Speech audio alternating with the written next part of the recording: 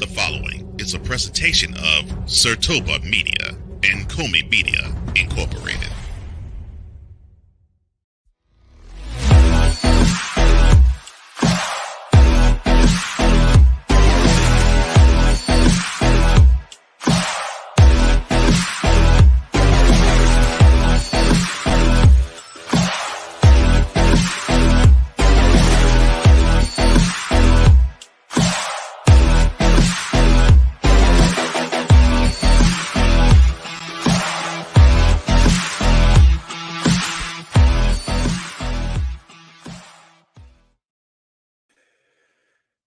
I don't know who that guy is, but he's on the show today. When it comes to today's show, we got many things to talk about. Tom Brady makes his Fox debut during the UFL Championship.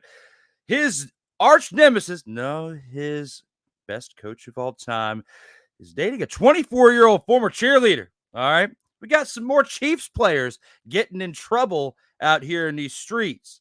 The Falcons are finally punished for their tampering that they did this offseason. And there's some insider rumors that something's going on with Aaron Rodgers in his absence from Jets minicamp.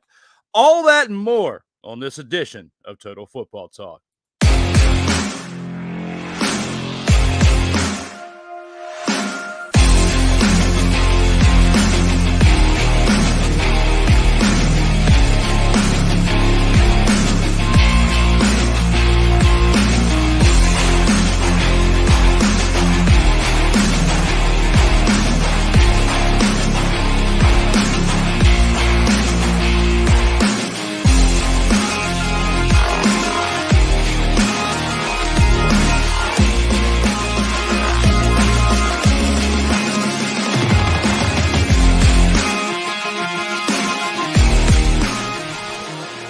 Welcome, one and all. It's that time again. We're back for Total Football Talk action. And this week we have a very special guest coming to the Total Football Talk airwaves for the first time.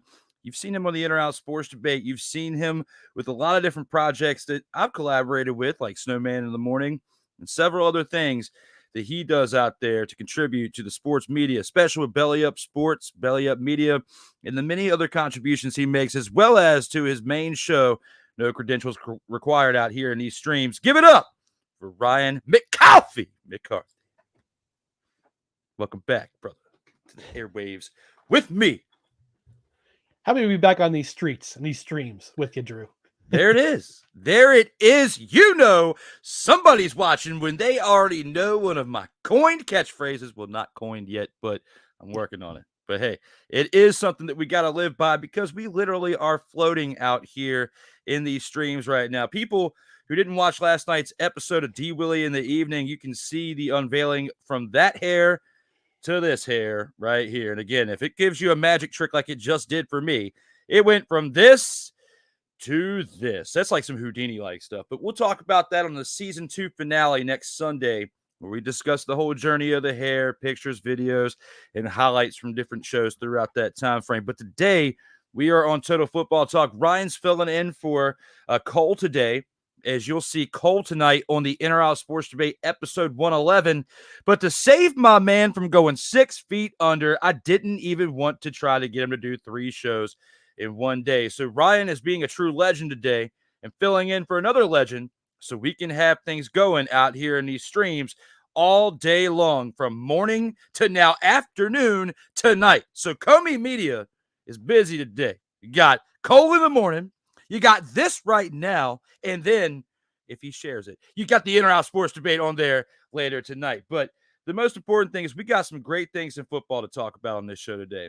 The UFL Championship was this past weekend. CFL second week was going on, and that's something that you know a lot about. You know, that's one reason why I definitely wanted to talk CFL with you today, because you are probably, besides Cole and I starting this show back, 42 weeks ago, you're the main person I knew before that talks CFL and a lot of it. So with that being said, you can help me out with breaking some things down out here.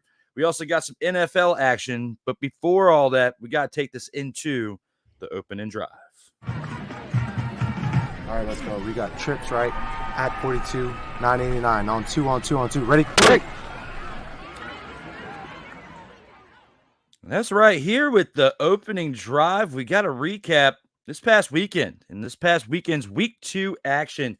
I saw the Toronto Argonauts have the week 2 bye, and that's something that, with this long of a season the CFL has, it's not your ordinary situation like the NFL where you just have one bye and then you play every other week. I mean, you play every week after that. Here you have multiple byes within a year because, one, there's only 9 teams in the league. So it's like that odd duck. You got to have somebody on a bye each weekend. And this weekend, it was the Toronto Argonauts. And the first game that I want to talk about, I would say the Winnipeg Blue Bombers losing their second consecutive game, losing 23-19 to the Ottawa Redblacks, who had the week 1 bye. Drew Brown throws for 238 passing yards and 1 touchdown. Raquel Armstead, 16 carries, 95 yards, and then added 2 receptions for 1 yard. But don't get me started on how lack of production that was. Justin Hardy, 7 receptions, 111 yards, and a touchdown, along with Dominique Rhymes, 5 receptions for 60 yards. Rounded out the main highlights from the receivers on that day. But the defense for the Redblacks was definitely rocking and rolling. 3 sacks, but the 2 interceptions by Alazo Adai and Adarius Pickett were definitely big contributions to why they were able to hold off for a 4-point victory. On the other side of the ball, Zach Collaros struggles again in the second consecutive week. 285 passing yards, 2 interceptions on the day. His 3rd interception in the first 2 games. On the ground, he added 1 carry for 4 yards. Played like a total dumpster pelican this past weekend, I got to say, for old Collaros out there. Carrick Wheatfall, 3 receptions, 111 yards. And Nick Dembski's 3 receptions for 58 yards were highlights for that offense that added to a decent number of passing yards for Collaros, but the 2 turnovers what hurt them as they lost the game by 4 points. The Blue Bombers defense only had 2 sacks on the day and couldn't match the dominance on the Redblacks side of the ball for defense. When you put all this in perspective, watching this game from this past week, Thursday night football, what were your thoughts when it came to this game right here? So I had a chance to watch it live. I was recovering from a cold. I was eating some hot ramen, got some noodles, got some good broth, a little bit of heat, so clear up my sinuses so I can focus on this game. And look at this. I mean, Ottawa had control of the ball the majority of the first half until Winnipeg flipped the script towards the end of the second half. And the Redblacks, to their credit, took an older, more experienced, more battle-tested team and just dominated them, especially on defense. The Winnipeg Blue Bombers, their bread and butter has been offensive line play. This has been head coach Mike O'Shea's mantra since he was hired by the Blue Bombers back in, I think, 2016 when he first started, is to have a strong line on both sides of the ball, offensive line, defensive line. And that offensive line they're in trouble. They're in trouble this year. And I was watching the game and I was listening to the game afterwards. I listened to a little bit of the Winnipeg Blue Bombers post game a little bit afterwards, because hey, modern technology is awesome. Mm-hmm. And you can listen to different stations around the world. I was listening to the Blue Bombers feed of their post game, and they said it. They said this offensive line has not played to snuff, and for the first time since 2016, they're 0-2 in the hole. And that was the year they started. I think they started 1-6, went on a tear towards the end of the season. They had a 6-game winning streak, and they made the playoffs. But this, I think, if you looked at the last 2 games, the first 2 games of the season, they got roughed up by Montreal, who's a great defense. They got roughed up by Ottawa, who's playing their first game. Not only playing their first game, they're playing it in front of their home crowd. So it's a home opener for them. You're gonna come out flying. You gotta come out flying. You gotta hit your opponent in the mouth early, and they did. They did just that. They forced 2 interceptions from Zach Collaros, who doesn't throw that many interceptions, as you mentioned, Drew. He's already thrown 3 interceptions this year. So, if anything that's concerning for the Winnipeg Blue Bombers, it's execution. Execution. They mentioned that. Coach O'Shea mentioned that. It doesn't help if there's a 45-minute delay because of lightning with a little bit more than 3 minutes left in the game.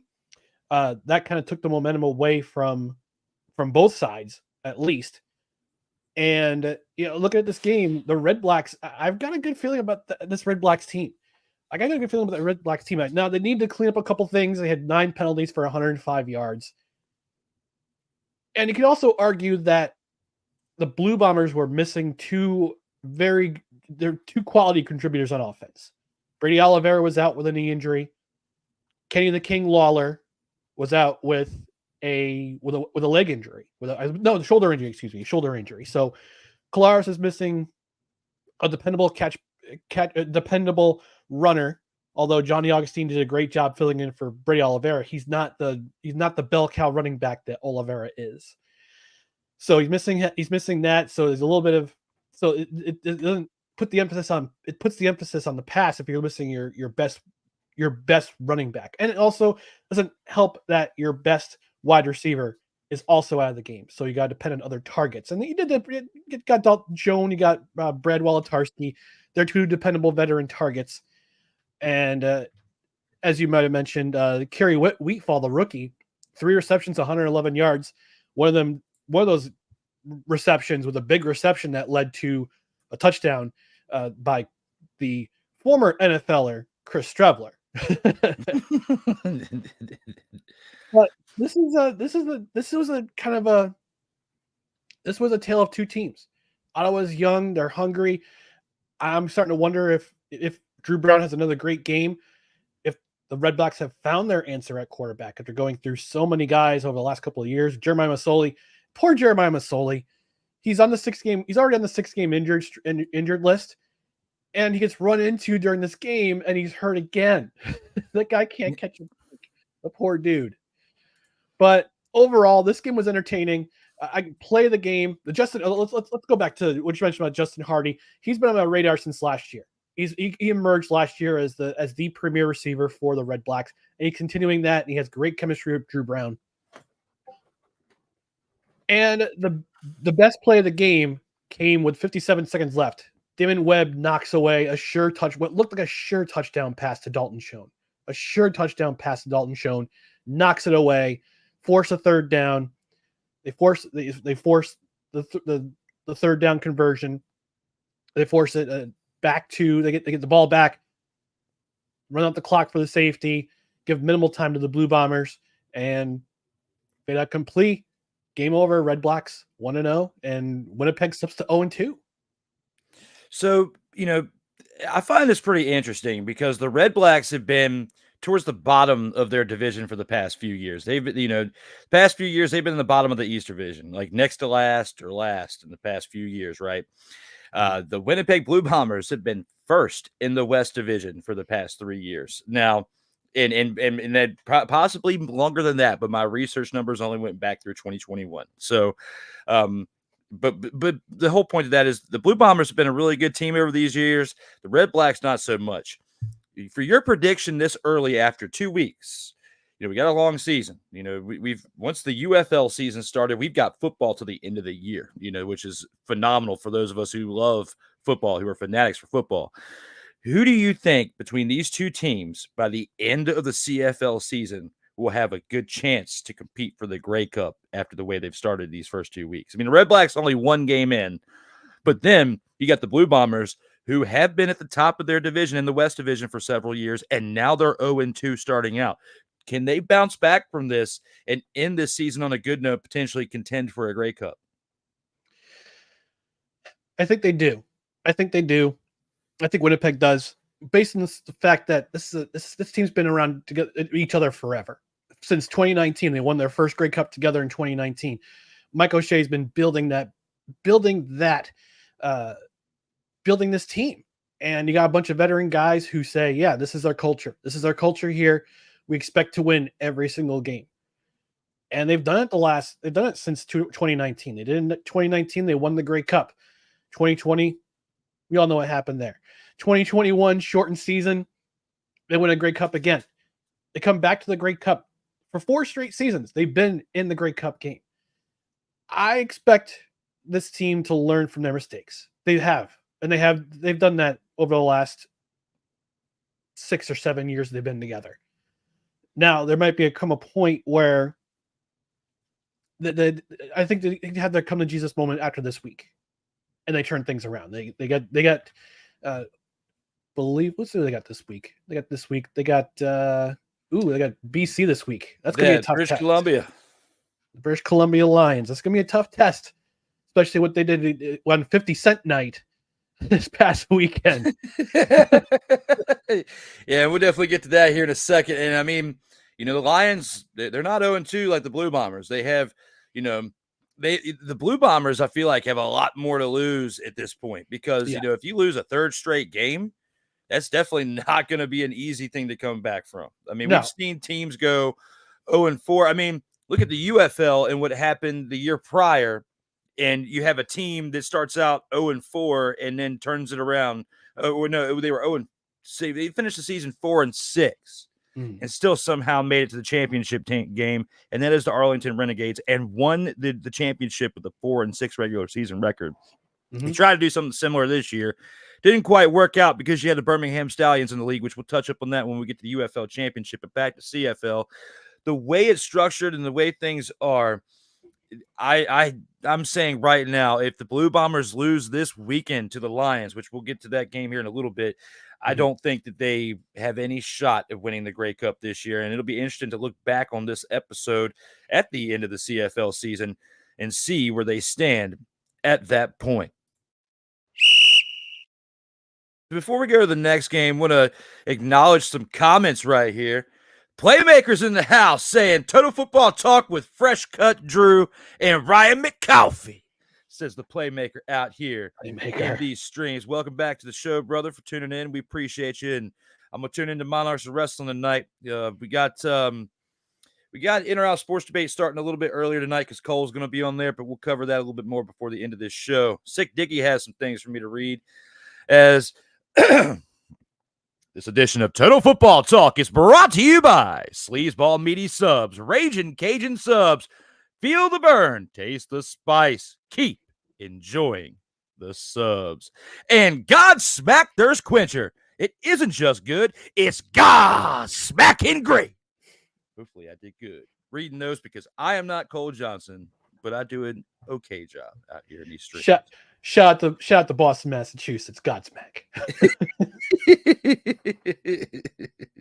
Definitely a good shout out to that. And, we covered the first game of the CFL Week 2 action. And I want to take this to, some two teams here between the Calgary Stampeders and the BC Lions, which I felt this was a very underwhelming performance by the Stampeders. And, the BC Lions just capitalized on it right here. I mean, they did so at home. You got Vernon Adams Jr. throwing for 277 passing yards and 2 touchdowns, adding 4 carries on the ground for 16 yards and a touchdown as well. Got William Stanback, 15 carries, 69 yards. Doesn't score any touchdowns, but the contribution did help, mix things up to where they could get the play action pass and some other things working within that offense. Alexander Hollins is a benefit of that, getting 8 receptions for 97 yards and a touchdown, along with Justin McGinnis, 4 receptions, 91 yards, and a touchdown. Those were the 2, passing touchdowns by Vernon Adams to those 2 receivers right there. The Lions defense, 4 sacks, along with 1 interception by Ben Hadalk. I guess that's how you say his name. Correct me when we get back to that, but I probably just butchered the blank out of his name, but I did the best I could. Jake Meyer on the other side for the Stampeders did what he could, 339 passing yards, 2 touchdowns, and an interception. It wasn't the performance that really turned the tide for this game to say that it took the chances of the Stampeders winning away from them, because Dedrick Mills also 11 carries, 46 yards, and 6 receptions for 99 yards were the highlight parts for the offense. But what is the thing that really made the difference here and why the Lions won the game, in my opinion? Stampeders defense absolutely sucked, as they had 0 sacks and 0 forced turnovers for the entire game. With all that being said, Ryan, what are your thoughts for this game? Did they just really absolutely suck on defense? Was this the reason why they lost this game, being the Stampeders? Yeah, if you can't get to the quarterback and you can't force any turnovers, you're not going to win. You're not going to win unless there's some miracle that you stop You stop your opponent on points. And they didn't do that this time. They had pretty good performance the week before against Hamilton, against their old buddy Bo Levi Mitchell, who we'll talk about in a couple of minutes. But you got to press the issue. You got to press the issue on defense. You got to sack the quarterback. You got to put pressure on the quarterback. And anytime Calgary did put pressure on the quarterback, Vernon Adams Jr. got out of it. And it also doesn't hurt to have 53,000 fans in front of you. Played 53,000 fans, and that crowd was definitely on the BC Lions side. Sure, having 50 Cent put the pregame show to a pregame concert, yeah, that definitely helps. That brings the fans and attracts the fans, but also what attracts the fans is winning football. And you got to hand it to Rick Campbell. Ever since he got hired by the BC Lions in 2023, after the 2022 season, he's done a great job putting together a pretty dynamic squad. They bring in Vernon Adams at the trade deadline a couple years ago. He's been the big difference maker, although there's sometimes Vernon Adams Jr., you don't know which one you're going to get. You don't know which version of Vernon Adams you're going to get. Either he's going to be dynamic, throw a lot of yards like he did in this game, and not have any turnovers, or he's going to be a turnover machine. He's going to be the local bakery and be a turnover machine. This game, he was outstanding. Outstanding. Got out of the pocket, make some plays to his wide receivers. Also had a rushing touchdown in this game. So yeah, that's a big difference in this game. Vernon Adams' performance was he made Calgary's defense look as bad as the stat sheet had said on their side of the ball. No turnovers. No first turnovers, no sacks. You're not going to win any games doing that. Absolutely. I mean, it was just an atrocious game to watch on the defensive side of the ball. And, the Stampeders, they've not been performing well over the past few years. I mean, you look at what they did last year, 6-12 record overall. The year before that, they were a little bit better. They were 12-6. They flip-flopped their record, that year prior, but they were still in the middle of the Western Division as the Blue Bombers, a team that we talked about last game, have been leading that division for several years.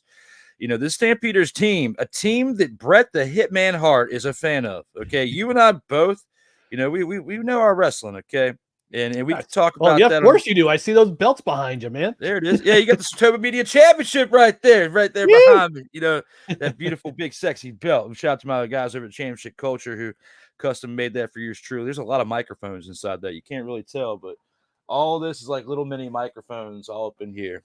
It's like it's kind of like how a tattoo is. Like when you have like a sleeve or half sleeve, there's certain things that are in there to deter the eye that you don't quite catch it at first, but you look at it real close and then you can tell what it is.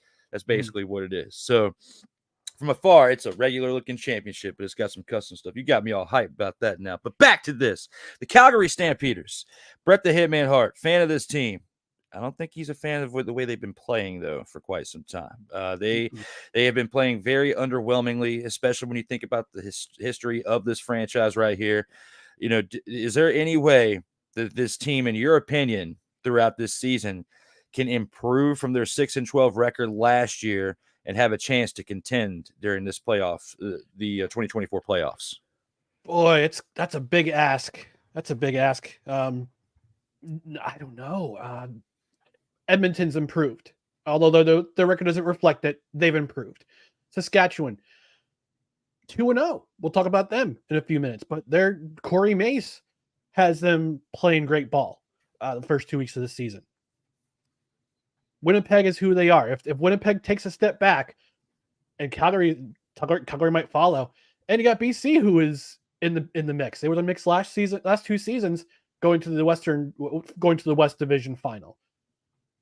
If Calgary doesn't pick things up, I think they're in a load of trouble. I think a big piece of it is the fact that Malik Henry, their best wide receiver. Yes, there are 2 Malik Henrys in football. There's the quarterback from Last Chance U, and there's also the wide receiver from Calgary. Last year, he tore his Achilles tendon, was out all last year, comes back, then he tears his ACL in training camp or during the preseason, and he's lost for this season. He's lost for the year. So your best target outside of Reggie Bagleton, your secondary target, is not playing. So you got to rely on your run game. You got to rely on Jake Mayer, who Yeah, had 339 yards, but still threw an interception. So we don't know, just like Vernon Adams, we don't know which version of Jake Maier we're going to get.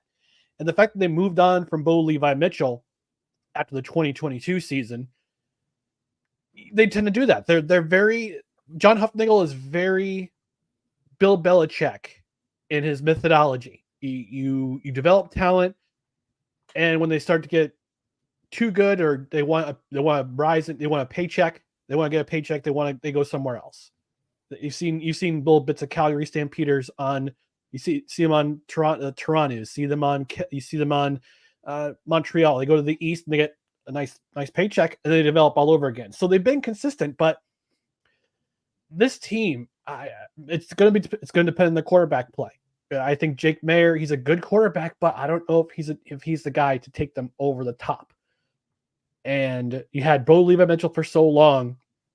Now he's in the sunset of his career in Hamilton. Jake Maier, it's going to depend on Jake Maier. It's going to depend on how Jake Maier plays. He plays good enough to win, and he can rely on his run game, which his run game got taken out a little bit this game. It's going to depend on him, and if he leave it up to him, Calgary's in trouble. And it's then the possibility of them missing the playoffs for the first time, and I can't even remember the last time they missed the playoffs. We'll do some live research on that. Dedrick Mills, the running back for the Stampeders is very inconsistent in my opinion, especially watching him over the past 2 weeks. Mm-hmm. He's not somebody that I feel like is going to be like their star to help carry the load. And especially if they want to transition into a team that you kind of have to be, where you mix things up. You can't just rely on your quarterback's arm. You can't be doing a dink and dunking passes, little screen passes 5 yards. You have to be able to run the ball, and you have to be able to establish that run, because averaging 1.7, 2.4 yards, whatever it is per carry, is not going to get it done. You need to, in order to be a somewhat of a relatively successful team, your running backs, or at least your star running back, your starter, needs to average 4 to 5 yards per carry minimum. And that's if you can average 5 yards per carry on 2 runs, you get first downs. So, looking at it in that aspect alone, you have to be able to do that. And the best teams out there don't have quarterbacks that necessarily throw for 250, 300, and 400 yards in a game. You have it to where you have running backs that are running for 75 to 100 yards with a quarterback that's just barely passing for 200, but doesn't turn the ball over. And that's what this Stampeders team needs to get to if they have any chance of improving from the previous 6-12 record. Yeah, I just did the research, and I'll give you I'll let you guess, Drew. When was the last time the Calgary Stampeders missed the Grey Cup playoffs? I can't answer that. I'm not that factual with the league to be able to answer all that. All right. I'm just being honest. That's okay. 2004. Holy crap. 20 years. Over so they are 20 years. So would it be safe to compare them to the New England Patriots of the NFL and their 20-year run? Yeah, I think it would be safe, because John Hufnagel worked for the New England Patriots. He knows the Belichick way. He was the guy who helped develop Tom Brady as a quarterback. Job. Yeah. So Hufnagel working the Belichick way. We saw what happened with Belichick last 2 seasons. Yeah, you have to wonder if this is going to happen This is going to be the same thing's going to happen in Calgary with John Hufnagel. Oh, that's a really good question. Yeah, that is.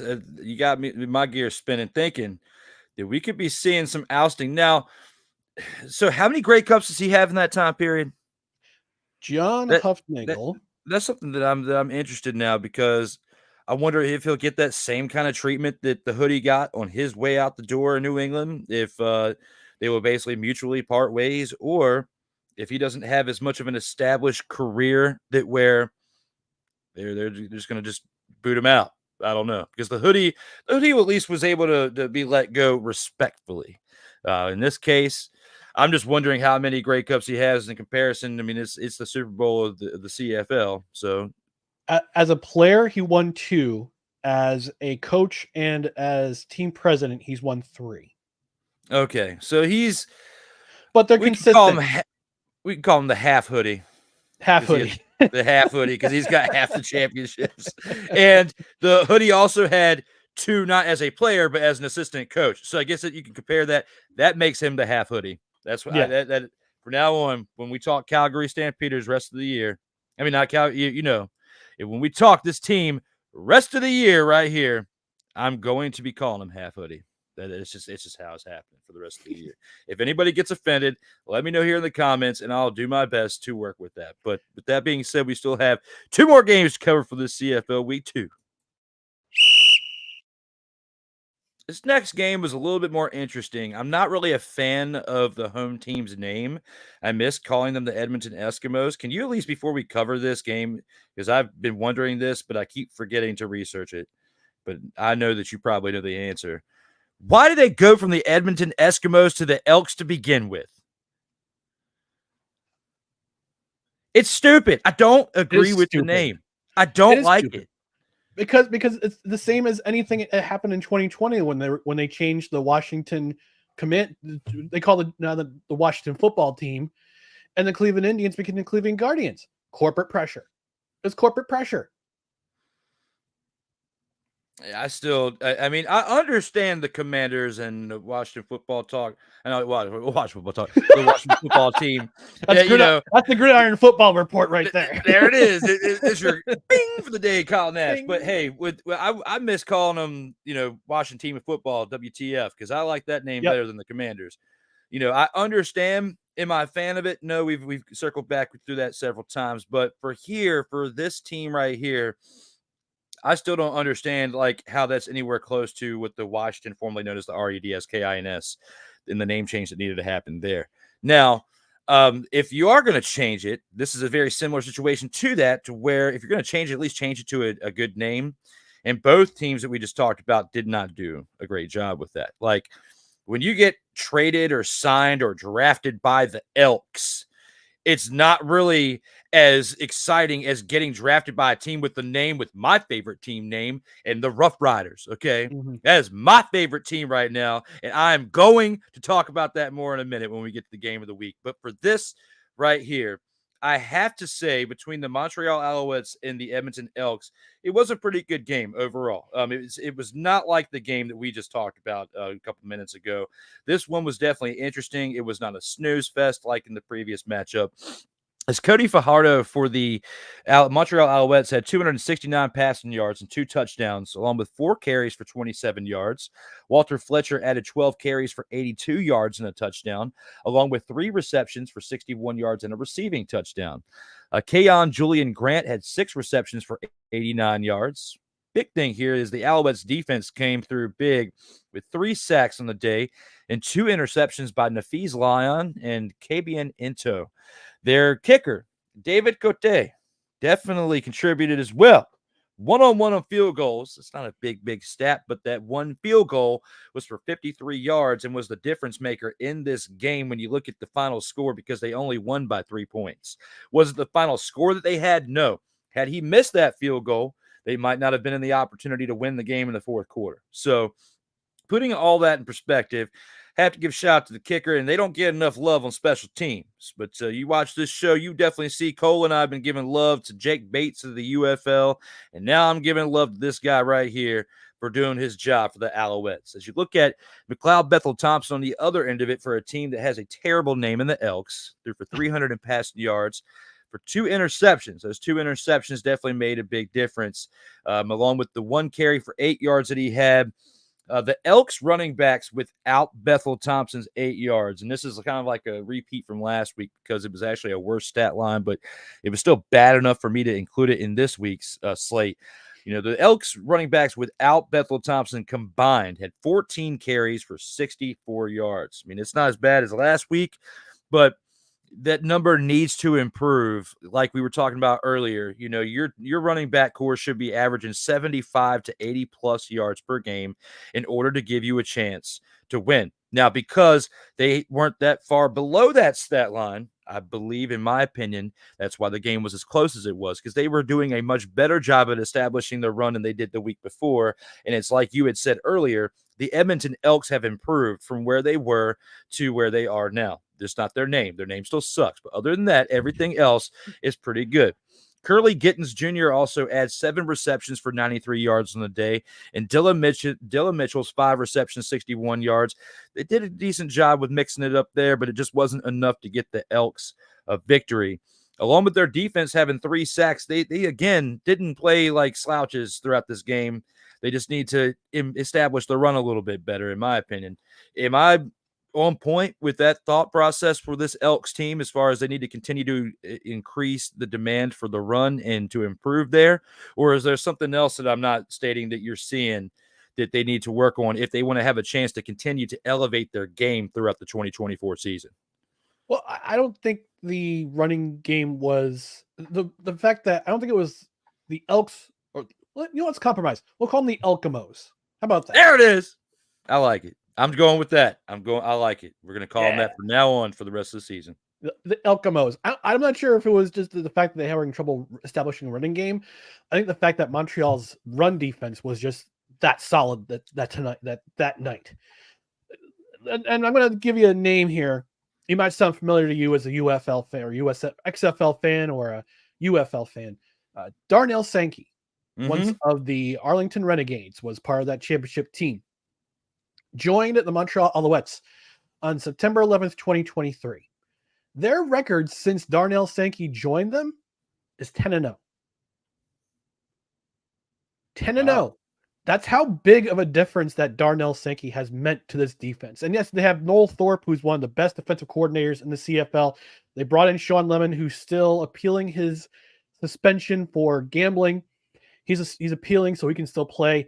He's been a big difference. Those two guys have been the biggest difference on the Montreal Alouettes defense. And to have those guys in that lineup, neutralizing the run like they did in this game, they took away the run game. They did it against Winnipeg. They did it against Edmonton. That run defense is going to be huge. If they keep up this pace, they could be pretty unstoppable. I'm not saying they're going to have a perfect record. My biggest worry is that they'll wind up 16-2 like the Toronto Argonauts did last year, and they get absolutely throttled in the Eastern Final last year by the same Montreal Alouettes. So having those two guys in there, and also you got ball hawks in the secondary as well. Kabianento was huge last year, and especially late in the season into the playoffs. Had a couple interceptions during the postseason last year, had an interception in this game. So you got guys who are ball hawks in the secondary. You got guys who could stop the run up front. This defense is playing so well. And again, Montreal is 10-0 with these two guys in their lineup, with Sankey and Lemon in their lineup. They are 10-0 since September 11th, 2023. Now, there's no guarantee that this run's going to last. Next week they're playing Ottawa next week, and that's going to be a big test for both teams. Let's see if Ottawa can keep their sustained pressure, they're sustained with their offense. Let's see if Montreal can counterattack with that outstanding defense. But going back to my main point, I think the Montreal's run defense is just that good of a unit that they only allow 64 rushing yards on 14 attempts combined without McLeod Bethel-Thompson, who had 1 carry for 8 yards. This is just a solid defense. It definitely is. And it's definitely, it was great to watch for the most part. I'm just big on establishing the run no matter what, phases we're watching between NFL, UFL, CFL. Before I get a little bit more into that, I want to give a shout to a few people who made some comments throughout, what we were just talking about. My man Dylan's in the house saying, "Sup, Drew?" Sup, Dylan? Appreciate you tuning in. We got a lot of football. We're going to talk about your Jaguars here in a little bit too. So as you saw with that graphic there, we got to talk about old Trevor Lawrence. We'll get to that here in a little bit. Mickey Delaney's in the house saying hi, Brian, and hi, Drew. Well, Mick, appreciate you coming in and tuning into some total football talk today. As the we got myself. Police is here.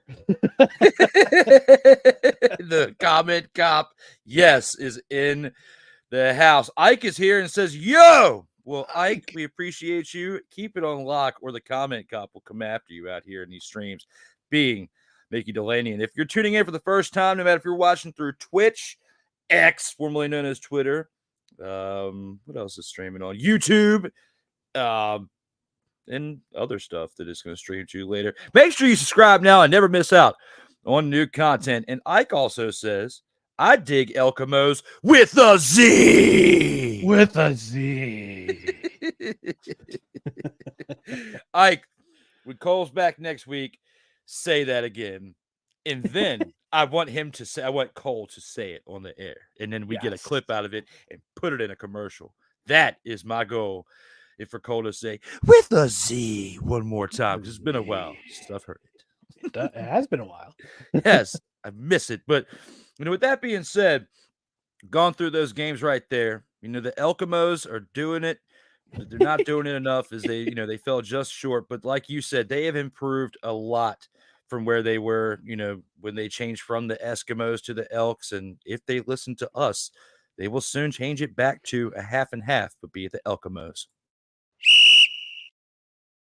And right here, we have now something to get to that involves the team with my favorite name in the CFL.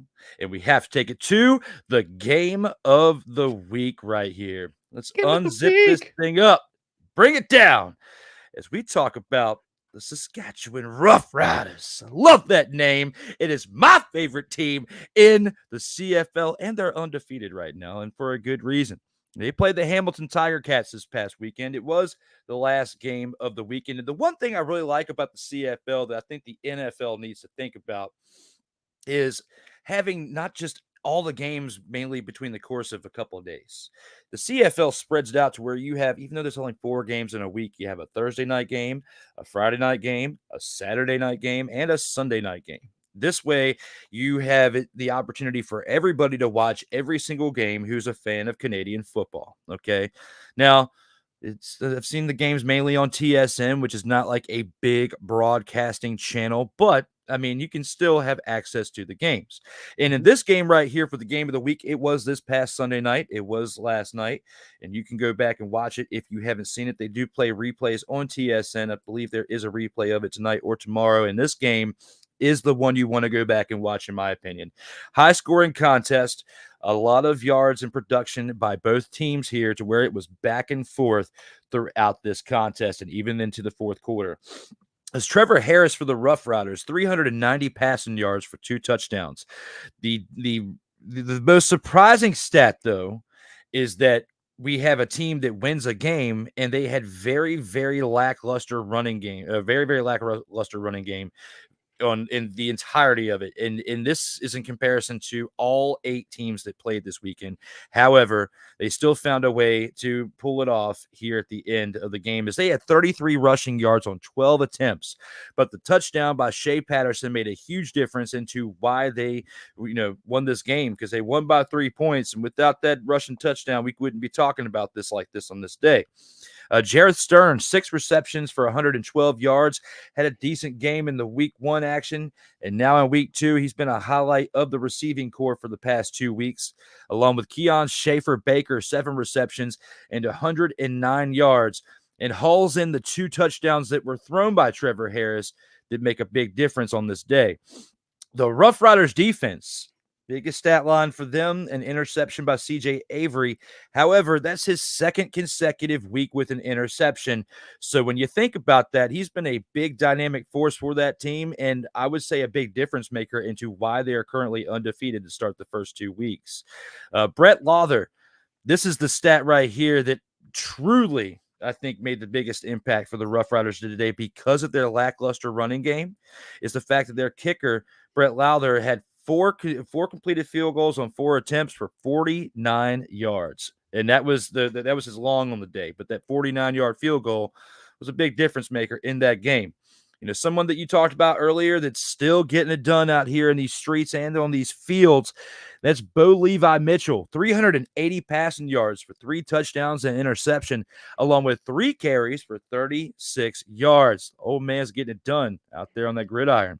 Keandre Smith, another consecutive week with a big impact, 6 receptions, 119 yards and a touchdown, along with Stephen Dunbar's 3 receptions for 73 yards and a touchdown. And Shamar Bridges, 6 receptions for 72 yards and a touchdown, combined for all 3 of the touchdowns thrown by Bo Levi Mitchell. The Hamilton Tiger Cats defense, though, 4 sacks on the day and couldn't really force any turnovers into that aspect. When you put all that together, you really think about the way this game went this past weekend, this past Sunday. And my favorite name again, the Saskatchewan Roughriders, getting the win in this game. What are your thoughts putting all that together? Yeah, this was clearly the fun game of the weekend. And I watched most of it, listened to some of it at the end as I was getting ready to retire for the evening.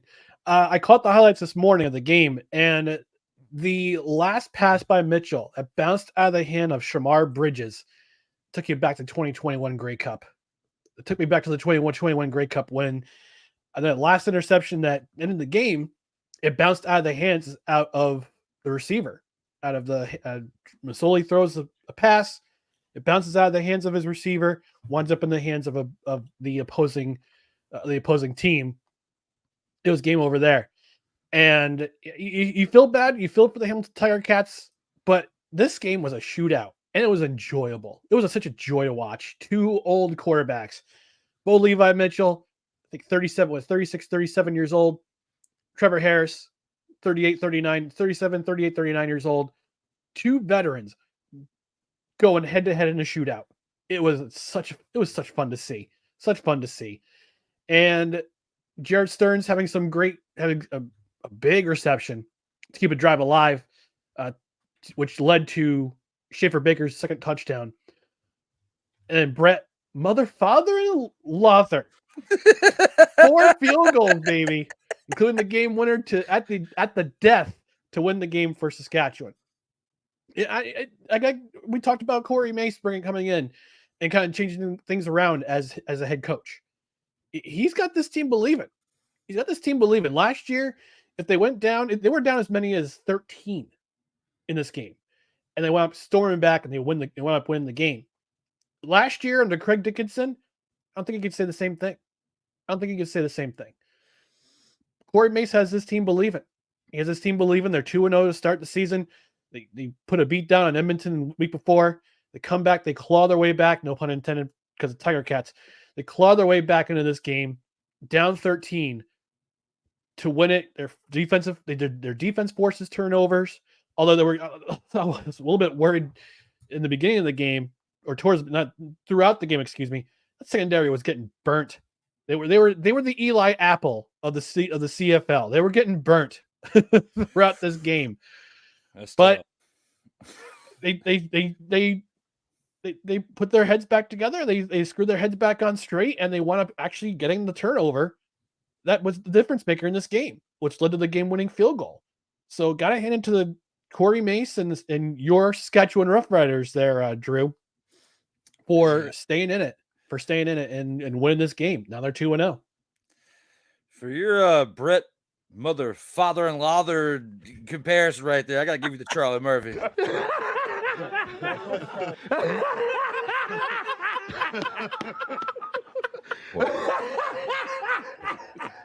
The take was so good during it, I did not want to cut you off, which is why I waited for Charlie Murphy to slide it in afterwards. But that was great, and I'm gonna find a way to work that in if he continues to have success, like Jake Father and Bates, the UFL and the Michigan Panthers. Okay, but this right here, it was not a pretty game as far as, again, like with their running game, but like you had, basically said, coming back from what I was saying, the kicking game, the special teams and Brett father-in-law there, that he did his job, 4 field goals in the day, usually on average, because there's a lot of games where we watch football and the field goal kicker is only called on for extra points because whether it's the offense is doing well enough to where they don't need them or they're struggling enough to where they can't get the ball into that side of the field to even be in position to kick a field goal based on his limitations, whether they're short or long, depending on the strength of his leg. All that in comparison, you don't really see kickers kicking for 4 field goals plus. Rene Paredes did the week before with 6 and 6 for field goals. Yep. But in this case right here, for them to win the game based on the fact that you have a kicker that had more than 2 and doubling that to 4 field goals, and especially for that lengthy one right there, I gotta give him credit where it's due. When you look at other, talents in podcasting and personalities like Pat McAfee is going to throw a lot of love for special teams. But outside of that, you really don't see a lot of, networks praising the special teams. But here on Total Football Talk, you got a glimpse of it. You've seen it before with watching it, and now with being a part of it today. You know that Cole and I do not hold back with talking about the special teams. Yeah. And that's what makes the CFL so unique compared to the NFL, compared to the UFL, compared to indoor and arena football, is that the kicking game is so vital to the success of your team. Because even if you don't miss if you miss the field goal, you go for a long field goal, you miss it wide right, you have the chance to get a point out of it. Or flipped around, if you miss a field goal, your team has a chance to get back for a touchdown. So that's what makes the CFL so unique. That's what makes special teams so crucial. And give all the love. I give all the love to special teams as well, because there's such a missed aspect of the game itself, and that's why it's so crucial to the CFL. Absolutely, it's going to be interesting to see how things pan out for the rest of this season, including a team I have adopted as my favorite based on the name. I've said it multiple times before, and I'm going to say it one more time while I have the chance. The Saskatchewan Roughriders is my team that I love in the CFL. I just need them to do their job and improve their running game, because if not, it's going to be a long season. And they are not a team that's really known for dominance, out here. They do okay. I mean, last year, they were 6-12 like the Stampeders. They had a mediocre season. The year before that, 6-12. But the year before that, in 2021, they did okay. They were 9-5. It was the last time they had a winning record, because you've got your boy hype on the fact that team name is awesome. I'm going to start a movement to inspire them to not suck anymore, so that way they can contend for the Grey Cup. The Saskatchewan Roughriders. I didn't tell you who my team was, man. Who are they? The Montreal Alouettes. And I'll tell you why. What? So it's not like the Kermit the Frog story, is it? No, it's not Kermit the Frog story. No, it ain't Kermit the Frog. But I'll show you the shirt I'm wearing right now. Baltimore Stallions. All right. The Baltimore Stallions, the first and only USA-based CFL team to ever win the Grey Cup. Now, when the Baltimore Browns, as it were, back in 1995, announced that they were moving from Cleveland to Baltimore, the Stallions needed a home. Enter Montreal. Move back to Montreal, rebrand as the Alouettes. They play at Olympic Stadium until they run into a conflict with U2. They moved over to Percival Molson Stadium on the campus of McGill University. They've played there ever since. But my team, because Montreal's closest to where I live, in Saratoga, New York, I can just hop up there if I want to see a game. I'll hop up 3.5 hours, go to a game. Bob's your uncle. But that's my team, Montreal Alouettes. The last America's team, baby. It's America's team. The last US CFL team, and the only CFL-based, United States-based team to ever win a Grey Cup. That's really interesting, because I'll admit, 95, I wasn't crapping Huggies or anything at that point. I was old enough at that point. I mean, I was like, 8. I was way out of Huggies by then. But my point is that I wasn't really watching football like we are now, in 95. So I didn't even know anything. You just gave me a nice fact check for today for that. Now, this for S&Gs, before we move on. How many U.S.-based teams were there in the CFL at one point? Because I didn't even know that was a thing. I mean, that's something I just learned today. Yeah. They started in 93 with the Sacramento Gold Miners, which later moved to San Antonio to become the San Antonio Texans. There was the Las Vegas Posse, which is where Anthony Calvillo played for the first couple of years of his career. The Memphis Mad Dogs, the Birmingham Barracudas, the Shreveport Pirates. Wild story with their ownership. You got to check that out. It's called the Great Tucker Caper. If you want to read a wild story about ownership of the CFL at the time. And one of the coaches of, actually the only coach in history of Las Vegas Posse, it was Ron Meyer of old SMU and New England Patriots fame. Yeah. And actually, I had Jeff Reinbold, who's a longtime CFL coordinator. He's now with the University of Hawaii, as special teams coordinator. I had him on No Crunches Required. Ding! Back in the day, about a couple of years ago, talking about his career, and he has a really great story about Ron Meyer. So it's some wild stuff in Las Vegas. But there, I think, let's see, Sacramento, San Antonio, Las Vegas, Shreveport, and of course the Baltimore Stallions. Memphis, Birmingham. So they're about 8 teams in the United States that were CFL teams. But it doesn't sound like they lasted too long. No, Sacramento lasted 2 seasons. The other teams lasted 2 seasons as well. So, ouch. But the Montreal Alouettes are a remnant of the last and only team to play in the United States as a CFL team. So when Baltimore won in 95, were they out of the league the following year? They relocated to Montreal because of the NFL coming in 96. So they were literally the reigning champions, but didn't exist. Yep. I have never heard of that before. That's actually real. I mean, they technically exist because the lineage lives on through the Alouettes. Okay. Yep. I get that.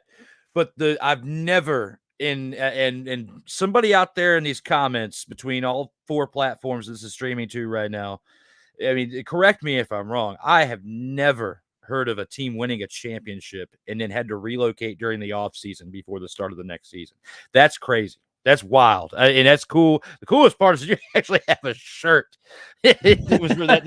Did you attend the game or something, or did you just find it online? No, it was on Royal Retros. They sell old logos from defunct teams. They sell T-shirts with logos from defunct teams or defunct logos.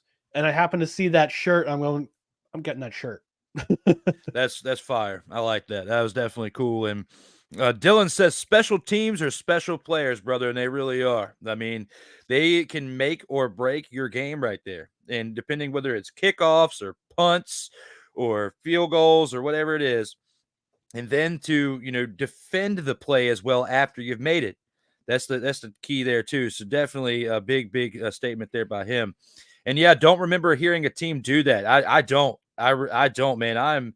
That was a huge history lesson right there. You just threw out to those of us who, maybe aren't as consistent with watching CFL as we are with the NFL during the fall. And, and understandably so, because there's so many different sports going on. Right now you got the NBA finals, which we'll talk about that in the In or Out Sports Debate tonight. Ding. Then you've got, see, I'm adopting it, Kyle. I'm sorry. Okay. You said it enough in front of me. Now I'm saying it here. And then you got baseball. Baseball I'm big into as well. Not only, participating out there in the streets, but also watching it. So this has been different for me, this spring and now into the summer, if consistently watching football every week. However, I'm not complaining. I've been loving watching this every single week between what we've gotten for competition out of the UFL with the merger between the USFL and the XFL, in which we'll get to that championship game in a second. But here with the CFL, they have not been disappointing me these past 2 weeks. And to get that history lesson from you is definitely a pretty cool one to hear out here. And with that being said, let's go ahead and take this to the UFL Championship before we get too much further on. So here with the UFL Championship, that took place this past Sunday. But if you had the choice between watching the Saskatchewan Roughriders versus the Hamilton Tiger Cats in this UFL Championship between the Birmingham Stallions, who were the defending champions of the USFL for the past 2 years. 2-time defending champion. Yep, and going for their 3rd consecutive championship, but now with a newly established league. But it still counts. Going to contend for it against the San Antonio Brahmas, who had a terrible year the year before, being led by Hines Ward, who was the head coach. And then changes were made during the offseason. You bring in Wade Phillips, that led this team to a very respectable 7-3 season. And the Birmingham Stallions, who were 9-1 during the regular season, that one loss came against the San Antonio Brahmas. So this game, yes. So this game right here, had a lot of hype on it about the fact that, one, you have a team in the Brahmas who came back from having a terrible year the year before, and then serving that big, fat, steaky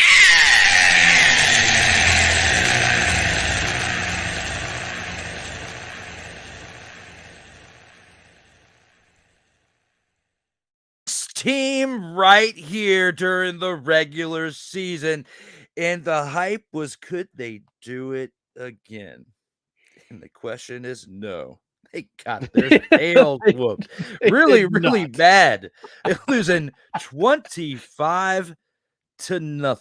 And the Brahmas were technically the home team in this championship game because they had the advantage by beating the Stallions in that one game they played during the regular season.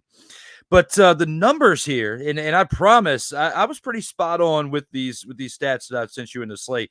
This is not a typo. This is just how bad this game was overall. I mean, Adrian Martinez, only 98 passing yards and a touchdown, along with 11 carries for 52 yards and 2 touchdowns. He put 3 touchdowns, between on the ground and in the air. But the numbers weren't really as great as what we're accustomed to seeing from him throughout the entirety of this 2024 season. Ricky Person on the running game, though, 13 carries for 102 yards. That's the type of production I've been praising and talking about. If you have a running back that can do something like that, you're pretty much guaranteed to win the game. And it's very rare you see a running back on 13 carries get 102 yards and the team loses. That they've got to have a really terrible defense if that's the case, or just be bad on special teams, or your quarterback's throwing interceptions. That's the only way that you're losing a game if you have a running back. It's running for 102 yards in a game. Marlon Williams was the highlight of the receivers, which is not really much to praise about, as he had pretty much a little over a third of what the total passing yards were by Adrian Martinez. 4 receptions on 36 yards on the day. The Stallions defense, played another big part, as they have been dominant all season long, and why they were 9-1 heading into the playoffs. Technically 10-1 coming into this game by winning the USFL Championship the week prior. But what really kind of handed things over was the lackluster play by a team that has not been known for playing lackluster this season in the San Antonio Brahmas, with Chase Garbers throwing 162 passing yards, no touchdowns, but no turnovers either, with no passing turnovers or anything. 3 carries on the ground for 7 yards. He tried, but he just couldn't extend the plays with his legs. Anthony McFarland, a running back for the team who has definitely had a solid year, and why they're at where they're at to be in this predicament with the UFL Championship game. 9 carries, 32 yards, 6 receptions for 38 yards.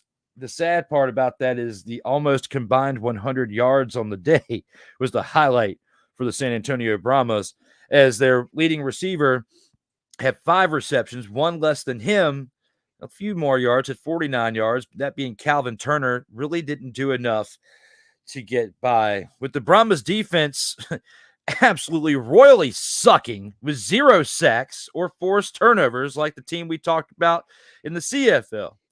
The biggest stat line of the day, though, thing I just skipped over in the slate that we're going to talk about right now. If you guys are new to the program and haven't seen this over the course of this UFL season, you know that Cole and I have nicknamed a super fan of the Dallas Cowboys as Tyrone Alizé McDummy. Okay. But the crazy thing was that the San Antonio Brahmas have a player in a tight end named Alizé Mack. So throughout the entirety of this season, I've been calling this man Tyrone Alizé Mack Dummy, okay? Throwing the emphasis on the Mac and not the Mick, okay? Yep. So today, in this game, as we review the UFL Championship, he lets us down once again like a Tyrone Alizé Mack Dummy would. 2 receptions for 1 yard. Absolutely sucking yet again. When you put all that in perspective, is Tyrone Alizé Mack Dummy the reason why this team lost this mother-fathering game? Or was there obviously a lot more miscues with this Brahmas team facing a really, really stacked Birmingham Stallions team that they had no chance of winning this game? I have a question for Alizé Mack. Are you still them Brahmas?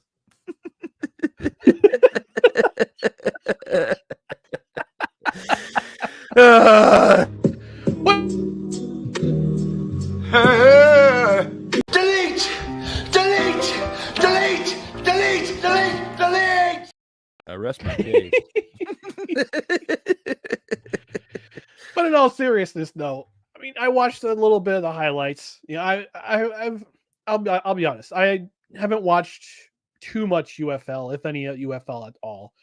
And part of the reason why is because they canceled my New Jersey Generals. My New Jersey Generals got canceled again. No, look, I remember the old. Look, I'm an old man. All right, let's face it. I'm an old guy. Not that old, but I'm an older guy. I remember the old USFL with the New Jersey Generals and the DJT owned New Jersey Generals who had Herschel Walker, Doug Flutie, my favorite quarterback of all time, Doug Flutie. That's my dude. And Maurice Carthen. That team that could have contended with the best of the NFL, along with the Philadelphia Stars. Those two in the 1985 season. But then XFL and USFL, they decided to merge, and they canceled my beloved New Jersey Generals again. So I hold a little bit of a grudge to the Rock and Redbird Capital for canceling my guys again. But looking at the highlights, I looked at the stat sheet. Let's just put it this way: the Stallions. Appropriately enough, I'm wearing the shirt that says Stallions today. Look, the Stallions made the Brahmas look like a bunch of dumpster pelicans. Look at the one stat. Ricky Person, 102 yards rushing. They got worn down on both sides of the ball. 4 turnovers. Over 100 yards rushing by one individual. They got straight beat down. They got turned into a bunch of dumpster pelicans. They did. I mean, looking at them, they were the number one dumpster pelican with the biggest beak in the top right-hand corner, standing on top of that Food Lion bag on the right-hand side. Like, they were absolutely sucking in that game. Stallions rolled up into town and said, "We are going to serve you that big fat steak in it." Let me talk to you. Yeah. And when it comes to this situation right here, you just have to put it all into one giant clump. And the fact that Birmingham Stallions, they were them. Okay. They were them. Okay. I mean, to some people, it might not make sense, but you are definitely not up to code with what's going on out here in these streets with communication. They were them. Okay. They have been showing up and shelling out for the past few years and doing their jobs. And they, have got a stacked defense that does not mess around. And it definitely proved that the offense of the Brahmas could not establish anything at all on all 3 phases of the game. The Stallions didn't even have to have an explosive offense on that day to even contend with the Brahmas because of how well their defense was holding the Brahmas and to not getting any type of execution done. Mm-hmm. The Brahmas deserve to be there. I think had the Michigan Panthers beat them, no, because that would be the Stallions. I think had the Battlehawks beat the Brahmas the week prior, this would have been a little bit of a closer contest and a little bit more of an interesting game because of the way the Battlehawks have played the past few seasons since, coming into the XFL and what they've established with AJ McCarron and Hakeem Butler, who was the MVP of the UFL this year. He was the best player he got that MVP award, but didn't get a chance to showcase it on the highest stage. And when they played the Stallions this year, if I remember right, it was during a time where AJ McCarron was hurt and they had the backup quarterback in there. So you can only do but so much. And I think the game was pretty close then. It was one of their closer games the Stallions had of the season. And most of the games throughout the first 6 to 7 weeks, they were blowing teams out. By 20 to 25 to 30 points victories. So a game like this is not out of the norm for the Stallions to win by that much. What is out of the norm is that they shut the team completely out, for one. and that the other team was the best team in the XFL division, and that being the Brahmas, who beat the reigning best team in the XFL, in my opinion, even though the Defenders went to the championship game the year prior. I think they lucked their way in there, and that's coming from somebody who's a fan of DC sports-based teams. I'm just telling you straight up, like they lucked their way into there, and then got thumped by the Arlington Renegades. Mhm. This situation right here, the St. Louis Battlehawks, for the second consecutive year after having a decent year, kind of get screwed during their playoff run because they have players that are banged up a little bit, just can't do enough to get over the hump, but then face a team that they didn't even have to face in the XFL the entirety of their existence. It just happens to be the USFL team, a team that may arguably now we can say are the Chiefs of the UFL, the way they're playing, because they've won 3 consecutive championships, and that's what the Chiefs are going for if they can get to that point this upcoming season. And we might be able to say the Birmingham Stallions, if they get enough of a history built in the UFL, could be what we were talking about earlier for the CFL, could be the type of the New England Patriots for the UFL as far as the way they've been playing. I got a couple of questions about the UFL, Mhm. and it's just two questions that have kind of popped in my mind over the last couple hours since you sent the rundown. Do you think they need to go to smaller, non-traditional NFL markets to survive? And do you think that St. Louis will be the permanent home of the UFL Championship? As of right now, I think so, because you got to look at the turnout that's coming there. I mean, it's a toss up between them and Michigan as far as the attendance the attendance numbers that are there each and every week. St. Louis is number one, and mainly because they don't have a professional team in St. Louis anymore, which since the Rams moved to LA, they've been starving for a team from what it sounds like and from what they're producing with the numbers and attendance over there. But they should have thought about that before they were producing lackluster numbers, and the reason why the Rams moved to LA to begin with. So now looking at the UFL and the fact that the amount of people who showed up for that championship game, for one, because of the market that it's in, the size of the stadium that they were using, the benefits that come from that. I think for right now, until the league grows more, until it's able to establish itself more, maybe over the course of the next 10 years, if everything continues to go right, then we could see it, move to different areas for different championship games moving forward. They've got to continue to build a fan base for not only the UFL itself, but for the 8 individual teams that are in the league too. And that's something that they're going to struggle with a little bit, because some of these markets that we've got teams in, like you've got 3 teams in Texas, which to me is pretty stupid, right? Because you've got the Houston Roughnecks, you've got the Arlington Renegades, and then you got the San Antonio Brahmas, and they're all within a relatively short distance of each other, in my opinion, to where they're not spread out enough to where you can really appreciate the fact of having 3 teams relatively close on that side of the U.S. I would have put them in a couple other states. I think for travel expenses and for maybe marketing and other things to help the internal brand of the UFL, I think that they put them there strategically for that stat alone to help maybe save $1 or 2. But saving $1 or 2 is going to help them in the long run.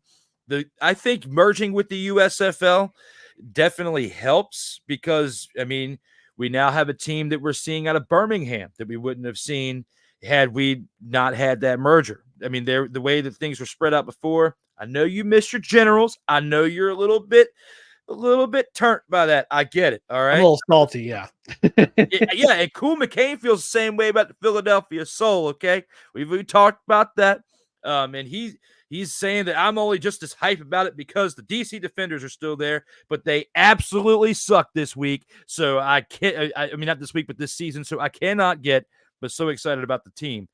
I like what I saw with the fact of you had USFL teams coming in, merging with XFL teams, and we had some decent competition throughout 10 games this year. There were not many games like what we saw in the UFL Championship, because had we seen one-sided games like that all year long, I would definitely tell you there's no chance that the UFL lasts too long for one, but doesn't go anywhere else besides St. Louis for championship games. But for two, because of how diverse things are within that league, it may take a little bit to gain more of a fan base. But I think that we're going to see that championship game move from different cities like we do with the NFL at some point once it gets more popular. Mm-hmm. Yeah, because I remember from the old USFL, it worked in spring football. Worked in markets that were non-traditional. It worked in New Jersey because, well, they had a lot of financial backing with a billionaire, and plus you get the big names coming in like a Herschel Walker. The fact that 2 consecutive Heisman Trophy winners joined that, actually 3, excuse me. Mike Rozier joined Pittsburgh, Herschel Walker and Doug Flutie joined New Jersey. So you had 3 consecutive Heisman Trophy winners from the onset, joined the league, kind of told you, hey, this league's for real back in the day. But it worked in non-traditional markets. It worked in Memphis. It worked in Birmingham especially. And now with Birmingham winning 3 straight titles, yeah, definitely. It's good. They're gonna keep rolling with that combo unless Skip Holtz decides to go to the NFL. I don't know if he's going to, but I think he's had so much success in spring. He's going to stay put. But I think if they put it in markets that are non-traditional football markets or non-traditional NFL markets, it'll work. Orlando worked in the alliance of American football. Don't forget Steve Spurrier had that team they won the league until the league got canceled. That team was the Orlando Apollos was awesome. That was an awesome team. They were a good team until they pulled the plug on that season in 2019. You can put a team in San Antonio works. San Diego works. They love their football out in California. I think if spring football moves to markets that don't get the NFL, you're going to see a bigger turnout. But like you said, having 3 teams in Texas helped because the travel expenses weren't as high. It's all going to depend on what Redbird Capital and Dwayne Johnson do. But I think having the TV deals helps with Fox and with ESPN. That definitely helps. Sports betting is going to help too. So I think if they want to look at traditional markets, non-traditional NFL markets, I say go for it. Go for it. Let the league grow. Let the talent develop. Because who knows, the NFL or CFL are going to look for guys, auxiliary guys, in spring football. Training camp's coming soon. NFL training camp starts in a couple weeks. Bring in a guy from the UFL to maybe come in as a auxiliary guy, a practice or potential practice squad guy. They'll get paid. I don't know what the pay structure is in the UFL, but let the standouts stand out, and maybe the NFL takes a look at them. The UFL's type of like the way they pay them. I mean, there's tiers, right? Certain positions are gonna get paid a little bit more, but it's not as much of a jump like other professional sports, including the NFL, where your quarterback's making like the type of money we're going to talk about with Trevor Lawrence here in a little bit. It's kind of like it's like a 9-to-5 job in a way. Like you sign up for some type of salary-based job, and that's literally what this is. Because even AJ McCarron talking about in his post-game interview from the XFL Championship game the week prior talked about, he didn't sign up for this for the money. He signed up for this to show his kids, how to battle through stuff and play football and do things that you don't necessarily want to do to have success. And this is exactly it. This is a springboard to potentially get to the NFL and make that money, but you got to bet on yourself first. Yep. And that's what this league's all about, coming from the Rock. But with that said, we've done a great job covering the CFL and the UFL Championship game. We're going to go ahead and take our first commercial break, but when we come back, we've got some things to talk about in the Gridiron Scoop. We'll see you guys here in a couple minutes. All right, let's go. We got trips, right? At 42, 989 on 2. Ready? Break!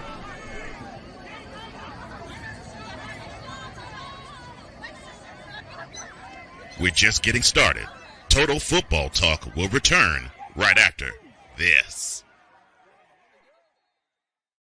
Whether it's news, The largest egg producer finds bird flu in chickens at a Texas plant. Weather. Devastating tornadoes rip through the heart of the United States. Inspiration. A breast cancer survivor completed the journey of chemotherapy and now begins a future one of matrimony or sports. Michael Jordan is shown on a photo with Diddy. LeBron James has a video extolling the virtues of a Diddy party. This has been yet another Beating a Dead Horse presentation. We got you covered. BS3 Network proudly presents The Morning Shift with Cole Johnson.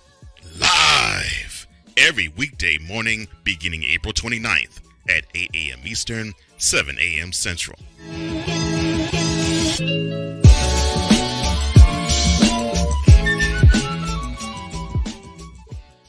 Hey, Eagles fan. Join my man Cool McCain and a host of others as they break down every single game, every single week in an objective manner, and also from a fan's perspective as well. Remember, this cast feels just like you. Nobody likes you. And you don't care. Fly, Eagles, fly. Eagles Elite Podcast. Every Wednesday at 8:30 p.m. Eastern on YouTube and other podcast outlets.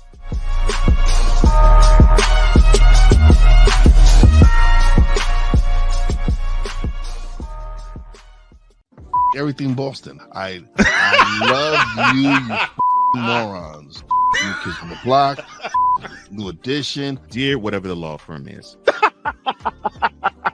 Sincerely, the U.S. Supreme Court. Ben Affleck, Matt Damon. Go yourself again, Jason Whitlock. That is my favorite commercial. Come on.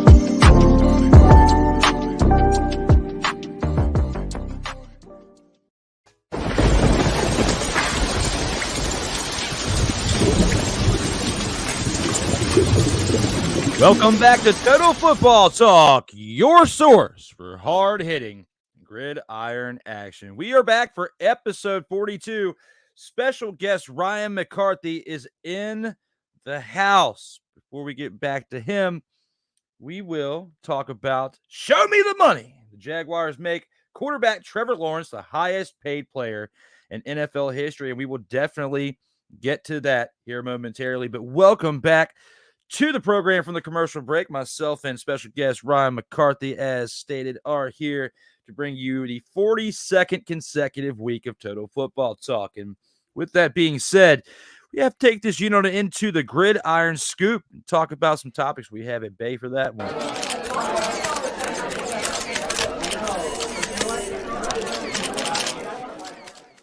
First and foremost, NFL legend Thomas Edward Patrick Brady II makes his Fox debut during the 2024 UFL Championship.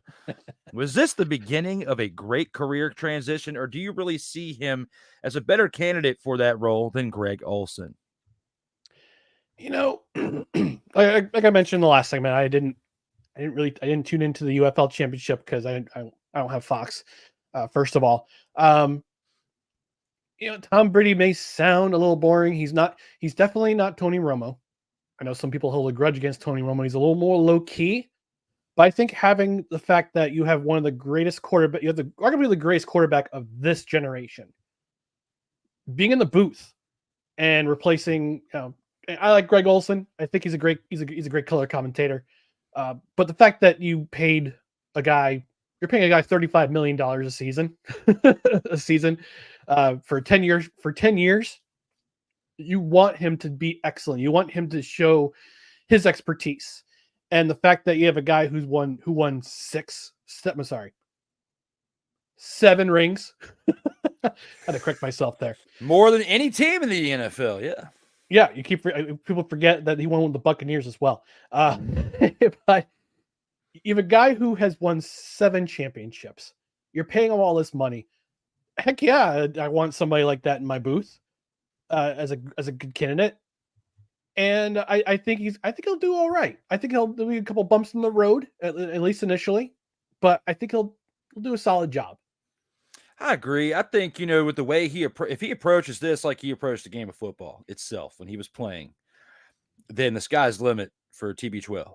And it sucks for Greg Olson because Greg was doing such a great job as their top, color commentator over there for Fox. And now TB12 comes in and, he's had a year off from playing, has been able to do different things. The roast of Tom Brady was great. The Hall of Fame ceremony with the New England Patriots. I'm not a fan of that team, but I did watch it because 60,000 people showed up to it. So, it's pretty impressive. That's the most ever for some type of team's individual Hall of Fame ceremony. So that was great in itself to see that happen for him. It was great to see, him give back to the game of football in a different league that's still a professional league that he might not necessarily been able to do, but because he's contracted by Fox Sports to be a commentator for football and primarily the NFL, it's nice to see that they were able to work that in because it's big for the players playing in the UFL, which is, like we can say in like the CFL too, it's kind of like the minor leagues of football, right? CFL, AAA, I would say UFL, like in between a double A and a triple A, if there was like a double A, triple A combined. I don't know. It's hard to explain in that, but that's the way I see it in my mind. So for Tom Brady, who is considered the greatest quarterback of all time in the NFL, you can argue it all you want to, but that's what they're saying. And that's my opinion is too. And I'm not even a fan of the guy, just a fan of this production, right? Mm-hmm. When you think about that, him being at the UFL Championship and presenting the MVP award, that's a big confidence boost to whoever wins that award in that moment before you even get to that. So you're thinking to yourself, I want to, ball out the best I can because I'm going to get the opportunity to receive that trophy. And that moment happened this past Sunday when the Stallions wiped the floor with the San Antonio Brahmas. And for, Thomas Edward Patrick Brady II to step up and do the right thing for the players involved here. I think it was pretty cool to see that. And I would have to say I agree with you there. But something that Sick Diggy said a minute ago I want to touch up on before you get to that is regarding the rock at Ryan McCarthy. Is that what you think? Because what you said when it came to that UFL Championship game, he says it doesn't matter what you think. And for that, for Sick, I'm going to give you this. You should know your role and shut your mouth. Not you. I'm just adding the rock to the story, okay? Just don't get upset. I'm talking about Sick, not you. You're good. Oh, okay. I'm good. I'm Gucci. That's what kids would say. But you were about to touch up with what I was talking about there for Tom Brady in the UFL Championship for a second, but I threw that out there real quick. No, it's quite all right. There's some color commentators make the mistake of jumping into the booth too soon. And I think it actually I think it's going to benefit Tom Brady that he takes a year off, learns like any quarterback like any player gets drafted. They take a year to learn the position and then jump into it. And I think it's going to serve Tom Brady well. Now, I don't know if it's because of all the mess with the divorce with Gisele Bundchen, or however you pronounce her name. Bundchen, I think. Sure, why not? I guess. But I think, but maybe had to deal with that first. But I think a year outside the booth to learn the position, learn the television trade is going to do him such a benefit rather than a disservice. I agree with that too. I mean, the one thing is the roast of Tom Brady affected, her outside of it because her and the karate instructor apparently broke up after that roast. That's some news that came out this past week. Has nothing to do with Total Football Talk. Has everything to do with TB12 and his past situations. But good for TB12. That's karma right there. The fact that you still got to come back and play one more year of football. It didn't work out, but you still did what we'll look back on decades from now and say that was pretty remarkable that you not only retired, that was only for 40 days, but you came back. The team itself was not good all the way around, but he was still at a pretty good level on his way out at 45, which is remarkable. And, he gave a lot of praise to, Alex Guerrero for help keeping his arm intact because had they not worked together, and he mentioned this in that Hall of Fame speech, there would be no way he would have played until 45. That arm would have been toast a long time ago. So looking at this Tom Brady situation with the UFL Championship, I think it's huge because, if you have somebody who worked that hard to play for that long and they're presenting you the championship, it's like the closest thing I can think of by handing the keys over to the game and giving you your opportunity, being on that platform with him. If you can have a picture of yourself receiving a major championship MVP with the greatest quarterback of all time in professional football history, that is a huge, and I mean huge moment to be a part of, and definitely a great memory for that person today. Yeah, he'll be. My apologies. That's all right. I was going to say, hopefully he's whoever was I don't know who the MVP of the game was, but hopefully he'll be sitting in his hot tub like Uncle Rico with his soulmate, looking at that picture and saying, "I got a picture with the greatest of all time." Uncle Rico. When you look at the UFL's MVP, this is basically what I can say to sum up the game, because you heard those lackluster numbers that I was giving you out earlier, right? While quarterback Adrian Martinez's final stat line didn't hit the heights of some of the other games this season, the newly minted league MVP capped off this great season as the 2024 UFL Championship Game MVP, thanks to 150 total yards of offense and 3 total touchdowns, 2 rushing and 1 passing. He was the one who had 98 passing yards, but had another 50-some yards on the ground to combine, and they gave him the MVP. Even though I feel like with the way their defensives played this year, that one of the defensive players could have arguably got that defensive MVP, got the MVP of the game. Now, I think the last time in the NFL, if I remember right, was the 2002 Super Bowl. A defensive player won an MVP. Dexter Jackson, I believe. Dexter Jackson. Yep. I was going to say, it wasn't Derek Brooks. For some reason, I had Derek Brooks in my head, but no, I believe it was Dexter Jackson. And that, if I'm wrong, tell me out here in the comments, you guys, but I feel like that was the last time an MVP was chosen on the defensive side. For our next topic here, one we won't spend much time on, but I thought it was funny to bring it up just to see what your opinion was. NFL legend Bill Belichick dating 24-year-old former cheerleader Jordan Hudson. From the full hoodie to the pom-poms, is this man going through a midlife crisis? Yes. Look, he's got all the time in the world to do all that stuff now. I mean, if I was his age, I'd be a little bit more dignified. But hey, good. This is a trend these days. That's how it goes these days. I mean, when he was coaching, when he brought Tom Brady into the lineup in 2001, she was probably still in her Huggies. So This is a little weird, but hey, it's, I guess, good for you, man. Yeah, I guess he's balling out here in these streets. And last on the docket for the Gridiron Scoop, Chiefs defensive lineman Isaiah Buggs arrested for domestic violence burglary in Tuscaloosa, Florida. Do you believe that this situation and others, including wide receiver Rashee Rice, will hinder the team's chances of defending their current championship streak? Guys, I know you got a lot of time on your hands during the offseason, but this is not the way to spend your offseason. That being said, I don't think it will. Look at who they drafted, who their first round draft pick was. This awesome receiver who could, if Rashee Rice goes to jail, you got somebody who could play immediately. This is what good coaches do. That if you're not playing up to their standards anymore, or you do something where you get in trouble, where you wind up in jail, it could be for multiple years, like Rashee Rice and possibly Isaiah Buggs. You can find players to fill in that role, and Andy Reid has been good at that for the last how many years he's been Chiefs coach. So I don't think it would be. I don't think these two arrests will hurt their chances very much. And I would agree with that because, I mean, they've had some other, players in the past that haven't behaved the best out there in the streets, but they have found a way to not let that affect them in-house. Now, going for a third championship is going to be tough. Yeah. But I wonder if they don't make it, if this will be brought up at some point, saying, the miscues during the offseason didn't really help set them up for success. I just figured it was a question that came to mind that I would ask you in this moment, but definitely answered very well.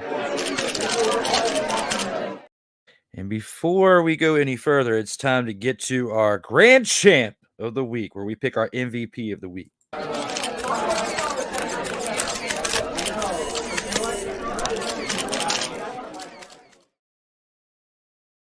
Total football talk.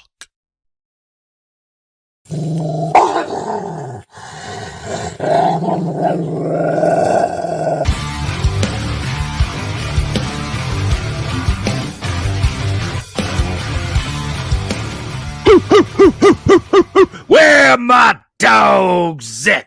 It's time that we pick our MVP of the week, whether it's an entire team or a player who did well, whether it's on or off the field in the game of football. And for that, I'll let Ryan go first with his choice for the MVP of the week. So my MVP of this week is the defensive unit for the Ottawa Redblacks.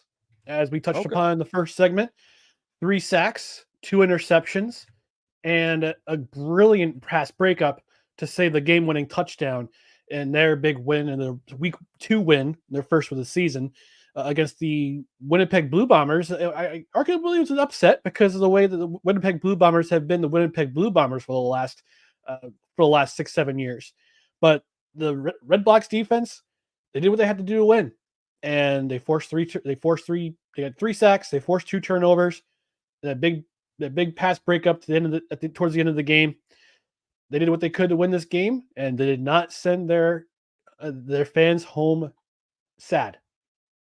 So that's my dog of the week. That's my MVP this week, is the entire unit of the Ottawa Redblacks defense.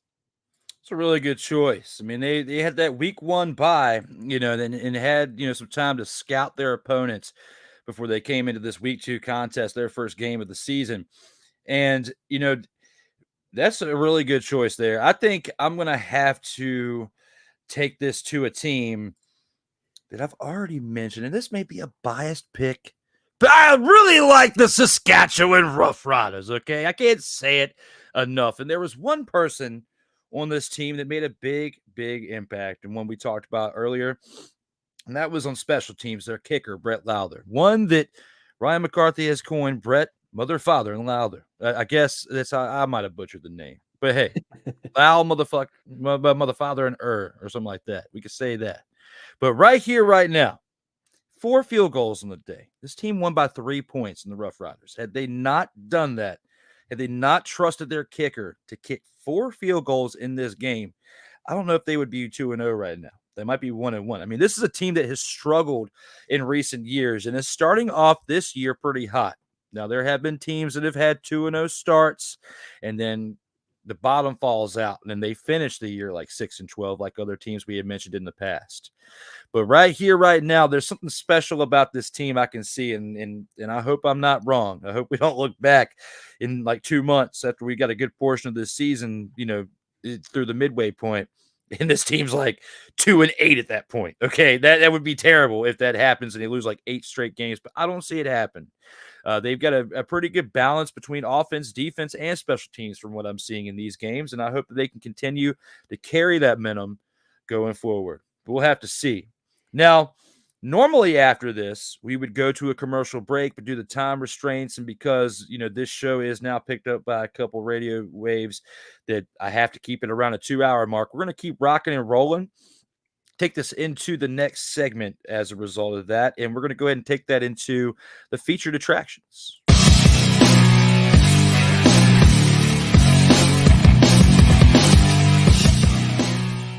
And here are the featured attractions. We're going to talk about some things that, I felt was like the main focal points of the outside of the recap of the game's topics. And, we got 3 topics to talk about in this one. And the first one being the NFL docks Falcons 2025 5th-round pick and fines the club $250,000 for violating the anti-tampering policy.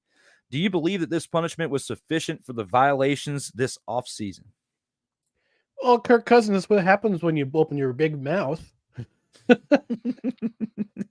Yeah, this is sufficient. This is sufficient punishment. You lose a 5th round pick, that impacts your depth, and yeah, you get $250,000. It's a drop in the bucket for these NFL teams. So I don't know where this money goes. Does it go towards the Players Association, alumni? I don't know where it goes to. But yeah, this is sufficient punishment. I think this costing your team a draft pick. You get a draft pick. It costs us some money. We learn from this experience and we move on. I like it. There's definitely a good take on that. And, I'd have to agree with it too. And again, had he not put his foot in his mouth, like you said, things be a little bit different. But, it is what it is. Technology is. So the way things are nowadays, you're going to find out there's a miscue somewhere in there, whether he opened his mouth or not. That's just the way the NFL investigates stuff. There's not much that slips through the cracks anymore. Used to, but not now. And especially in situations like this, they are big on. They do not want any type of tampering with individuals who are currently under a deal or an expiring deal that hasn't quite hit that free agent point yet. And that's what happened in this case, where there was some communication about it. And I remember some rumors in the past before he was a free agent of people within the Falcons organization discussing things with his wife, who is from the Atlanta area, who grew up there, because they were basically trying to play into the roots of the fact that your family's there and all this other stuff with, childcare and everything like that. They were playing into that. That was rumors that were going on out here in these streets. I didn't take it too seriously until we started hearing this all swirl around in the background when, young man, well, I'll say in a nice way, opened his mouth. So right here, right now, I would say that the punishment was sufficient, and I agree with you wholeheartedly on that one. Hey, who's giving them the business?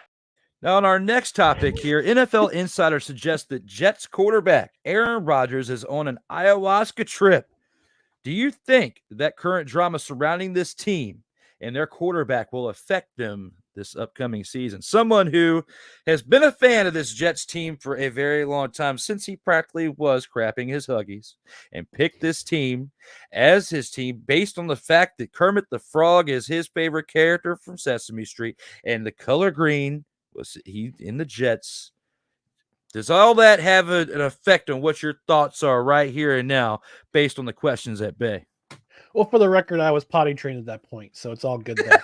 I was trying to throw some extra character to the story. Hey, that's okay. That's okay. I hate this. I hate this story, and it's not for the reasons you think. It's not a story. The players have come out and said, yeah, we're okay with him taking it's mini camp, 3-day mini camp. If he misses 2 days, yep, no big deal. We're okay with it. He's earned his stripes. But for an NFL insider to say, oh, he's on an ayahuasca trip, it just shows you that, look, we're in media. This is technically media. This is opinion media we're in.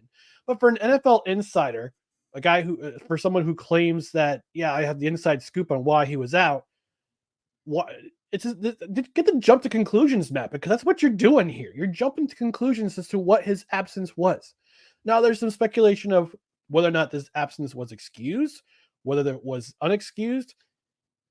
I don't think Robert Saleh helped in that cause, but to suggest that the reason why Aaron Rodgers was absent because he was on an ayahuasca trip, it's just dumb journalism. It's just clickbait. It's lack of integrity. It's just jumping to conclusions. And this is why a lot of times when it comes to, at least with the New York media, especially, and now with the insider, with this quote unquote insider, national media insider, this is why people don't like the media. Yes. And includes myself too. I was a journalism major, and I've taught to just kind of sniff out what's just clickbait and what's actual news. This is clickbaity bollocks, and it should be treated as such. Very well said. I agree with that. And, you had said that when we were in the green room where you had a rant you were going to go on, and you just did. And I had that pretty much in mind. And when the gears were spinning upstairs, last night, writing this thing out, I had a feeling this might be where you went with it. And you met and exceeded my expectations on it because, again, This is an example of New York media literally being New York media and twisting stories. And it's the type of drama that comes from this that if the teams really are paying attention, I feel like has an impact on the way the team performs out here. Because yes, Saleh didn't help in the fact of saying that it was unexcused when he was talking to the media last week, and the fact that he wasn't there for veteran minicamp. But looking at all this here, just because he's not there doesn't necessarily mean he's on an ayahuasca trip. And if I remember correctly, the times where he has discussed going on these ayahuasca trips are much before June. It's not this late into the off season where we're only, 7-8 weeks away from or less from preseason football, to where you got to start getting yourself ready and in shape to go in there at any moment. I don't think he's on an ayahuasca trip. If he was, he would have done that back in April, or even at latest by last month. Yeah. And plus also to put a finer point on it, but it also gives Tyrod Taylor, it gives Jordan Travis some reps with the first team, because if Aaron Rodgers does go down this year, knock on wood, say a prayer that it doesn't 4 plays in, it gives Tyrod Taylor an opportunity to work with the first team, to learn how this offense works. I think it just benefits the Jets more. It doesn't this doesn't serve a purpose for a 40-year-old quarterback to be in a 3-day minicamp. Last year they didn't have the 3-day minicamp because they were playing in the Hall of Fame game. They put all their energy towards that instead. So this only benefits the backup quarterback in this situation, and it also helps a quarterback who was drafted to learn this offense, learn how this offense works, learn the schemes, and see what he does with it too. Absolutely. And it's going to be interesting to see how things pan out in this situation right here. We got to see more than 4 plays out of him this year. We need to see more than 4 weeks. We need to see an entire season.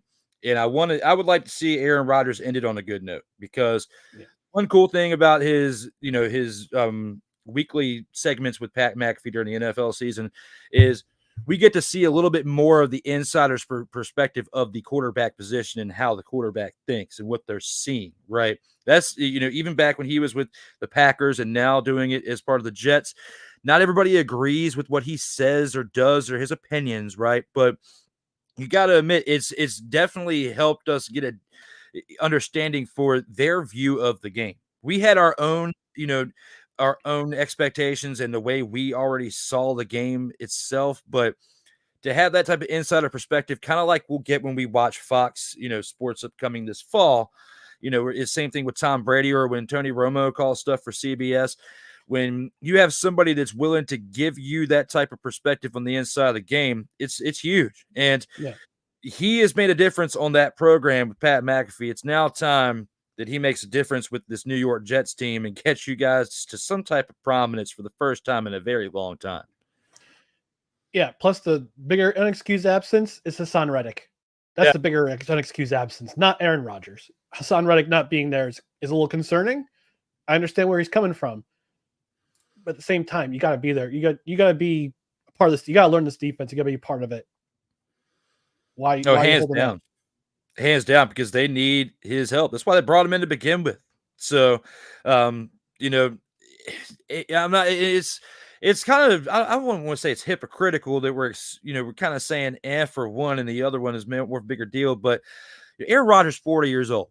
Okay, he's the oldest player in the NFL officially now. Okay, you look it up. He is the oldest player in the NFL. So, if it's June, early June, like the second week of June, and you're missing a mini camp, if I'm not making that big of a deal, if you're missing a few days when you've been to everything else before that in this offseason. The man was busting his tail to try to come back last year if the Jets had a chance around Christmas for the last 2 to 3 weeks and play not fully 100%, but got close enough to where he could potentially play, and even admitted it to where, had they been in a position at that point, he was going to get on that field, which is very commendable considering what happened in week 1. All right. Yeah. So if you have somebody that tough as nails to bust their tail for you, and they were doing that last season, this is to me where they let him, whether it wasn't said right by Saleh or not, I feel like this is kind of like a reward. Like you get a little bit of time off here because of what you did in the previous season. You did everything you could to come back, but our team as a whole was just not good enough for you to make that jump back in that early. So I feel like this might have been like kind of like, all right, we're even now. You don't have to come to this mini camp session right here between him and ownership or him and the general manager. Maybe Saleh wasn't on the right page. But if this team does not do well this season, but Aaron Rodgers does, and he wants to come back for a third year, I guarantee you Saleh won't be there in year 3 during Aaron Rodgers' tenure. And a lot of it will have to do with certain things that have come out of his mouth where he is kind of painted some misconceptions, unintentionally or not. Okay. This situation is part of that right here. Mm-hmm. So all that being said, it'll be interesting to see how things pan out for this team going forward. We got to talk about another team and their contract that just gave to their quarterback. Hey, who's giving them the business? Rookie mistake. I clicked the wrong button, but forgive me out here in these streams. Been doing a lot the past few days. Give me a break. But right here, right now, the Jaguars make quarterback Trevor Lawrence the highest paid player in NFL history with 5-year, $275 million contract extension. Will this move make or break the team's future? And does his current achievements warrant the benefits of this type of deal? Well, Jacksonville, there you go again, resetting the market for every position. You did it with Christian Kirk with the wide receiver market, and now you're doing it again with the quarterback market.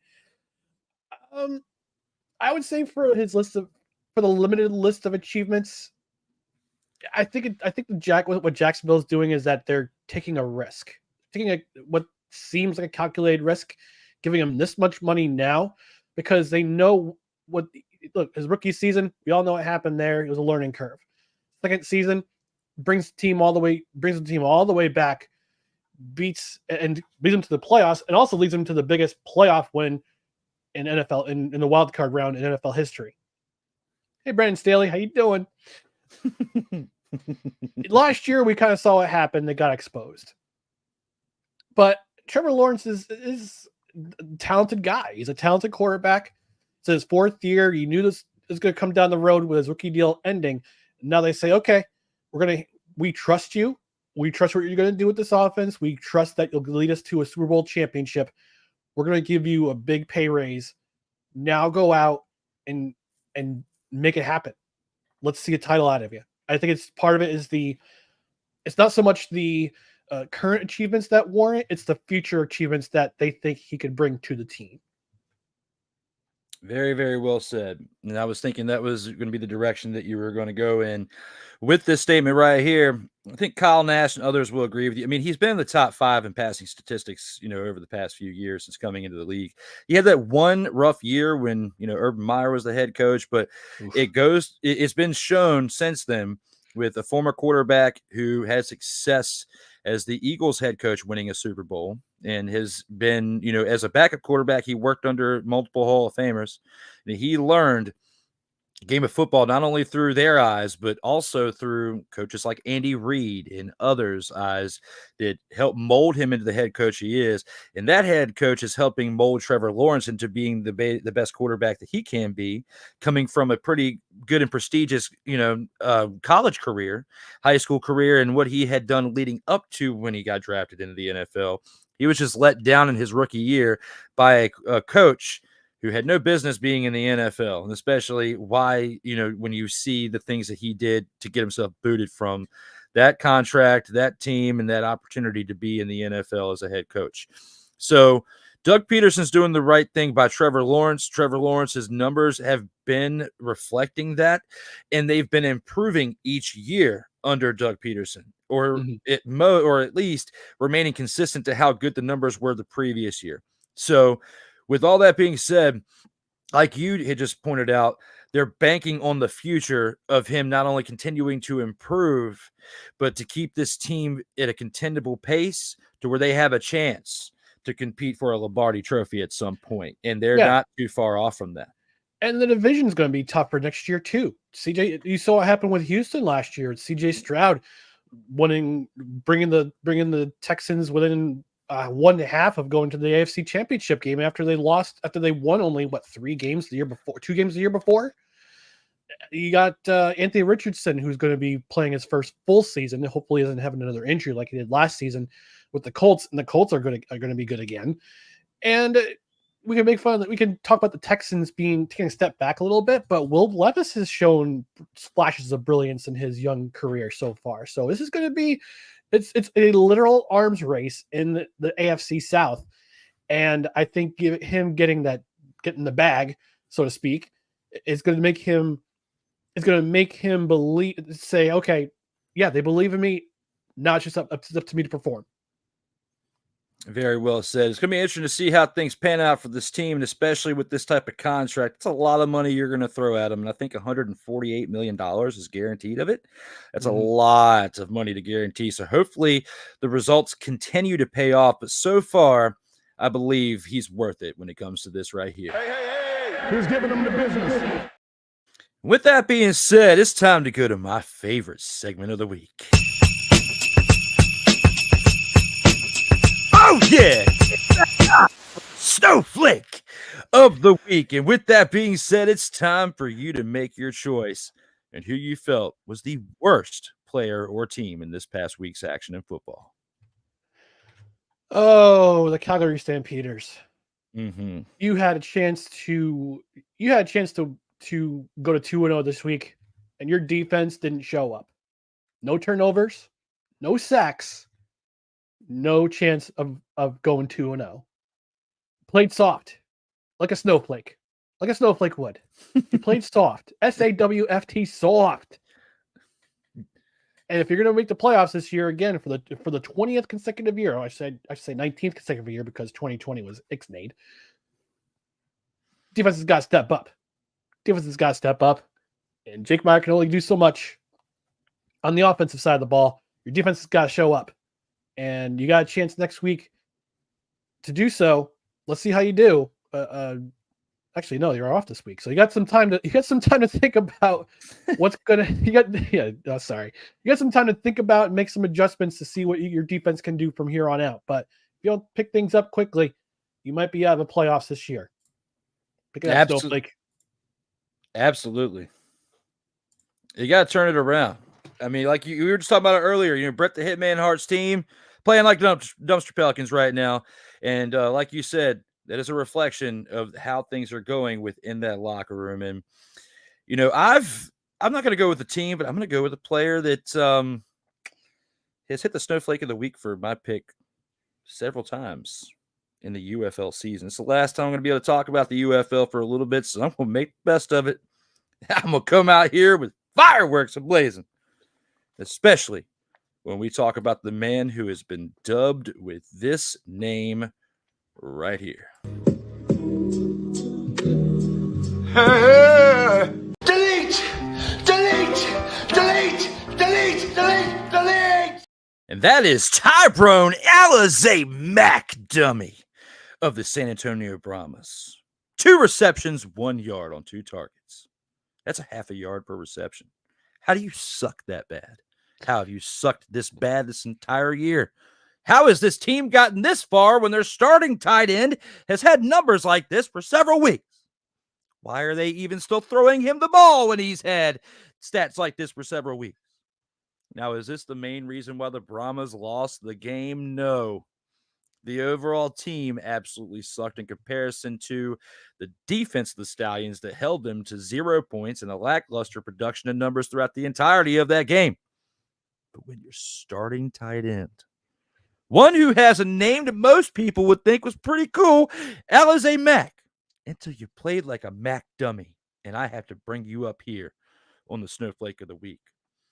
2 receptions, 1 yard, no production, along with no production from your offense, warrants me to pick you as the Snowflake of the Week, and that I just did. McCarthy approves. Are you still them Brahmas? Are you still him, bruv? I'm going to have to bring that back next year, especially if he comes back to the team. But based on what Cole was saying in reaction to the last time I picked him as a Snowflake of the Week, he wants him to retire.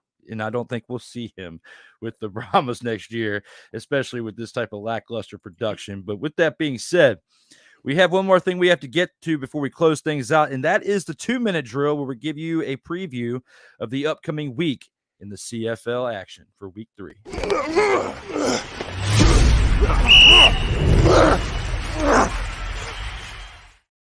And here for the CFL's week 3 action, like Ryan had stated earlier, the bye week for the team is the Calgary Stampeders, who are currently sitting at 1-1.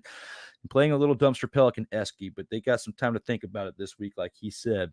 The first game is on Thursday. It's actually the 24th or the 20th. I need to change that date, but a little late now. We could just go with it on the fly. The Ottawa Redblacks, who are 1-0 after their first game this previous week, travel to Montreal, take on the Alouettes, who are 2-0. Which one of these two teams will be undefeated at the end of this game there, Ryan? Well, before I give a prediction, I'm going to say this is the game of the week right here. This is the CFL game of the week right here, because the way Ottawa played last week and the way Montreal's played the first 2 weeks, I think Montreal's getting the banner race on this night. So that being said, it's going to be a very competitive game. But I'm going to go with my Montreal, not to be a homer here, but go with my Montreal Alouettes, just because based on how their defenses have been playing, and their offense is solid. It's a solid offense, and I'm going with Montreal. Okay.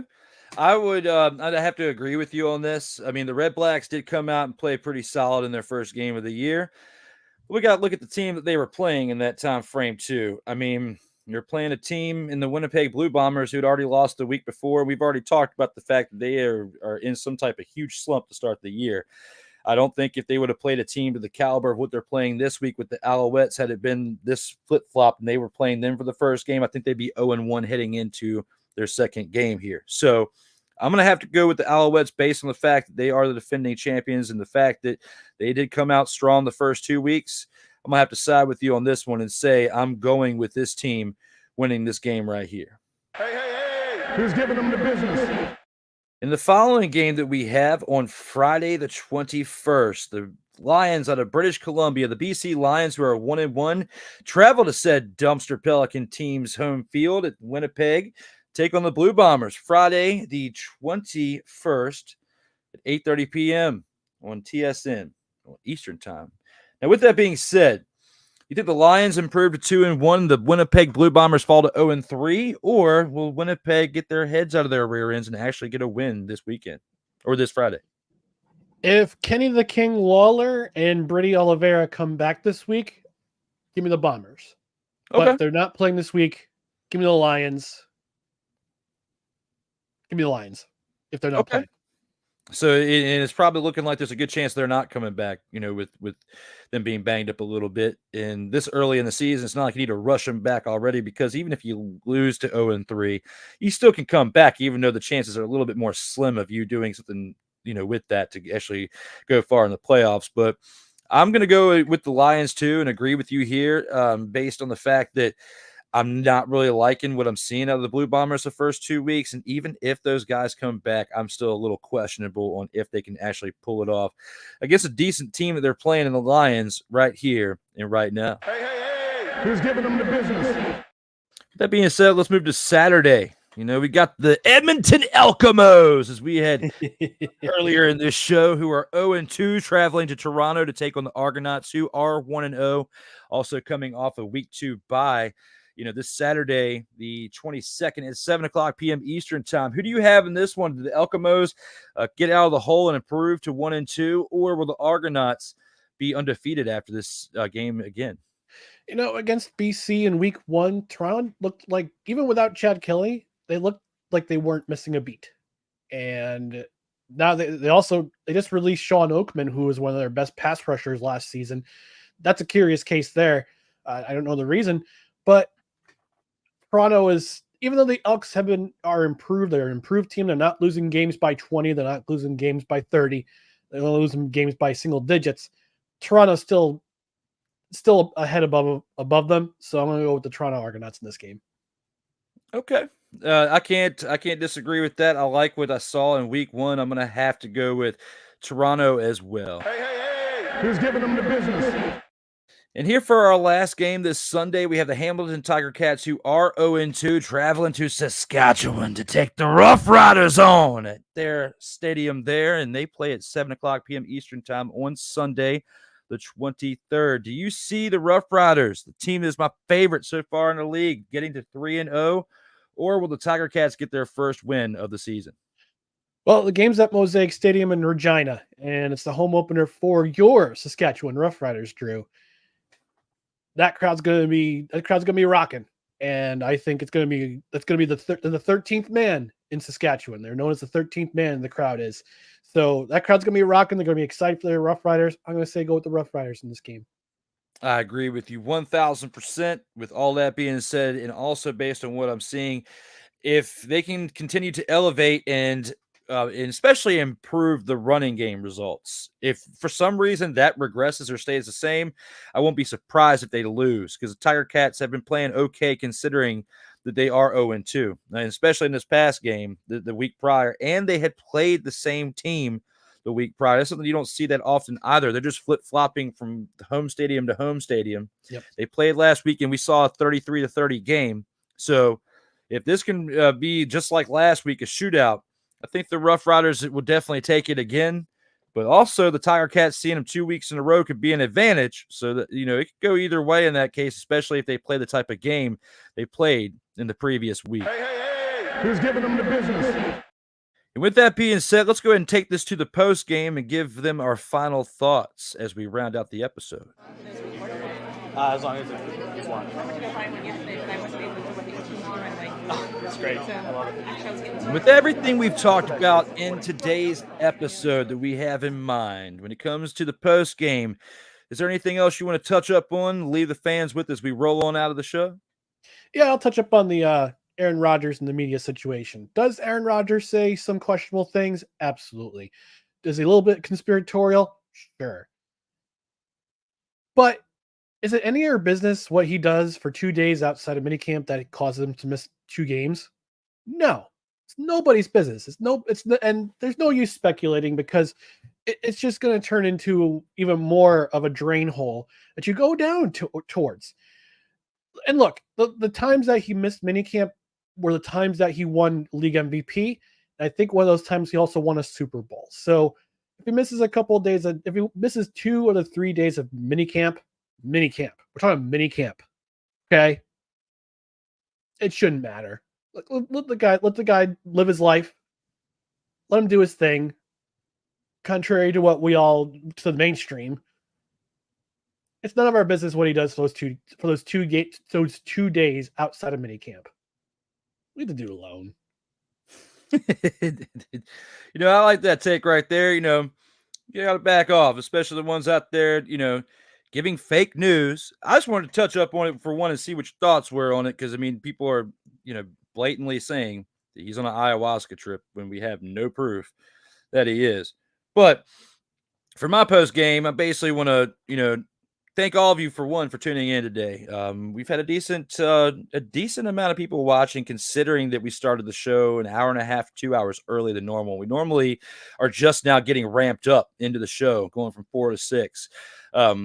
But as I mentioned earlier in the show, Ryan coming in, doing a great job filling in for Cole today, and, helping me get this thing going to where we can produce a 42nd consecutive week of Total Football Talk with factual-based things that we were able to bring up to you for one.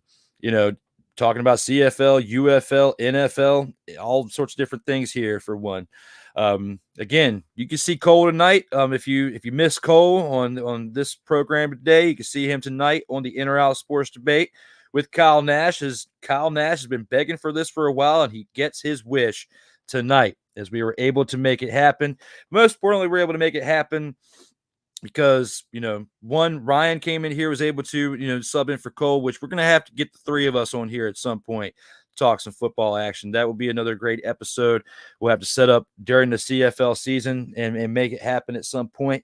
And it'll be a little bit later in the day too, so it might help you out on a regular day with your regular work schedule if that is the case, or come in for hour 2 if you couldn't quite make it during the first one. We'll make it happen. We'll talk during, after outside of this. But, looking back at football, the UFL season, now that it's come to a close, Very exciting year for me for as far as the past 12 weeks, because literally it all went pretty fast between the regular season and 10 weeks. Then you had the USFL and the XFL Championship in week 11, and then in the week 12 we have the UFL Championship. It literally went by in a breeze, and we talked about so much UFL in that span that I still have not seen another network, whether it's my brothers out here in these streams or ESPN or any major platforms, carry and discuss that league like we did. I'm damn proud of it. Okay. I'm proud of, what Cole and I have built here in 42 weeks. Is it, have we met our goals and growth with it totally? No. I mean, of course, we got other things we want to achieve with it. That'll all come in time. But it's all because of you guys out there watching between all these platforms today, liking and sharing it, and helping those with the post live views. That definitely make it, to where it's motivating for us to keep pumping this thing out once every week. So thank you to the people who tune into this regularly. Thank you again to Ryan for coming in and helping me make this happen today to where we can still stay on track with the show. And, that's been episode 42 of Total Football Talk. Ryan McCarthy here today. We've only got one more thing left to do. And we got to look at one fire outro that Cole Johnson has produced for us. Make sure you go, if you're watching us on YouTube, look up No Credentials Required. Subscribe to my man's channel. Watch them Tuesday nights on. This week's gonna be Wednesday. So Wednesday? Right now we're kind of up in the air what we're going to talk about. We could do a movie. We're going to do a summer movie review series right now. So it could be that. We're also have a big interview possibly in the works as well. So we'll figure it out. Hopefully within the next 24 hours, I'll have an answer on that interview. The interview falls through. That's okay. We'll go with a movie review on Wednesday at 8:05. And Drew, I also want to thank you for inviting me on, talking some CFL. I love the CFL. I don't get a chance to talk about it that much. I know credentials required, but give me the platform, the chance to talk to you today. Hopefully we have myself and with you and Cole in the future. But I always want to thank you for letting me come on the show today and talk some CFL as well as some other subjects. Yeah, you're welcome, brother. Anytime. You absolutely crushed it and knocked it out the park. And, like I said, we'll have to figure it out with our schedules as long as, you could work it in. We might have to make you like the CFL insider and come in here and talk with us at certain points throughout this season. It is a long season, but I understand, work schedules, your own podcasting plans, other different things out there, as well as the things you do in the field by covering things, in the media too. We all got to respect these other schedules, which is why, when I was telling you earlier, I wasn't even going to ask Cole to try to pull off a 3-show in a day. That's like, it's insanity to try to even pull that off, but to even think that one could do that, I was like, no, I'm not even going to expect that or ask. So thank you very much again for coming in and filling that role and filling it very well. I mean, I can't think of anybody else that would have been able to come in here and talk CFL with me like they did. And even things throughout the conversation, I learned that I didn't even know like the U.S. teams in the league that were only there for a couple of years, because I was very little at that point. I was before the age of 10, so I'm not going to remember that as far as that in depth, at least. I barely remembered the Commanders, now what their name is, winning the Super Bowl in 1992, in January of 92. I remember being there and the celebration parts afterwards, but I don't remember anything about the game until I watched highlights many years later. So, but here and now on episode 42 of Total Football Talk, it's been an absolute honor, joy, and privilege, and look forward to the next time. And we've only got one more thing left to do to those of you tuning in between the 4 platforms we're streaming to right now. And that's look at one awesome outro by the man, myth, and legend, Cole Johnson, which you can find him on the flowcode.com/page/host Cole Johnson. If you want to check him out when you get a chance, do so, as well as myself. I got to get on that flow code. There's way too many things popping up for you to be checking out for me right here. But if you care, you'll do it. Subscribe, share, and be a part of the awesomeness out here in these streams. For Ryan McCarthy, I am Drew Willingham. Everyone, as always, stay safe out here in these streets.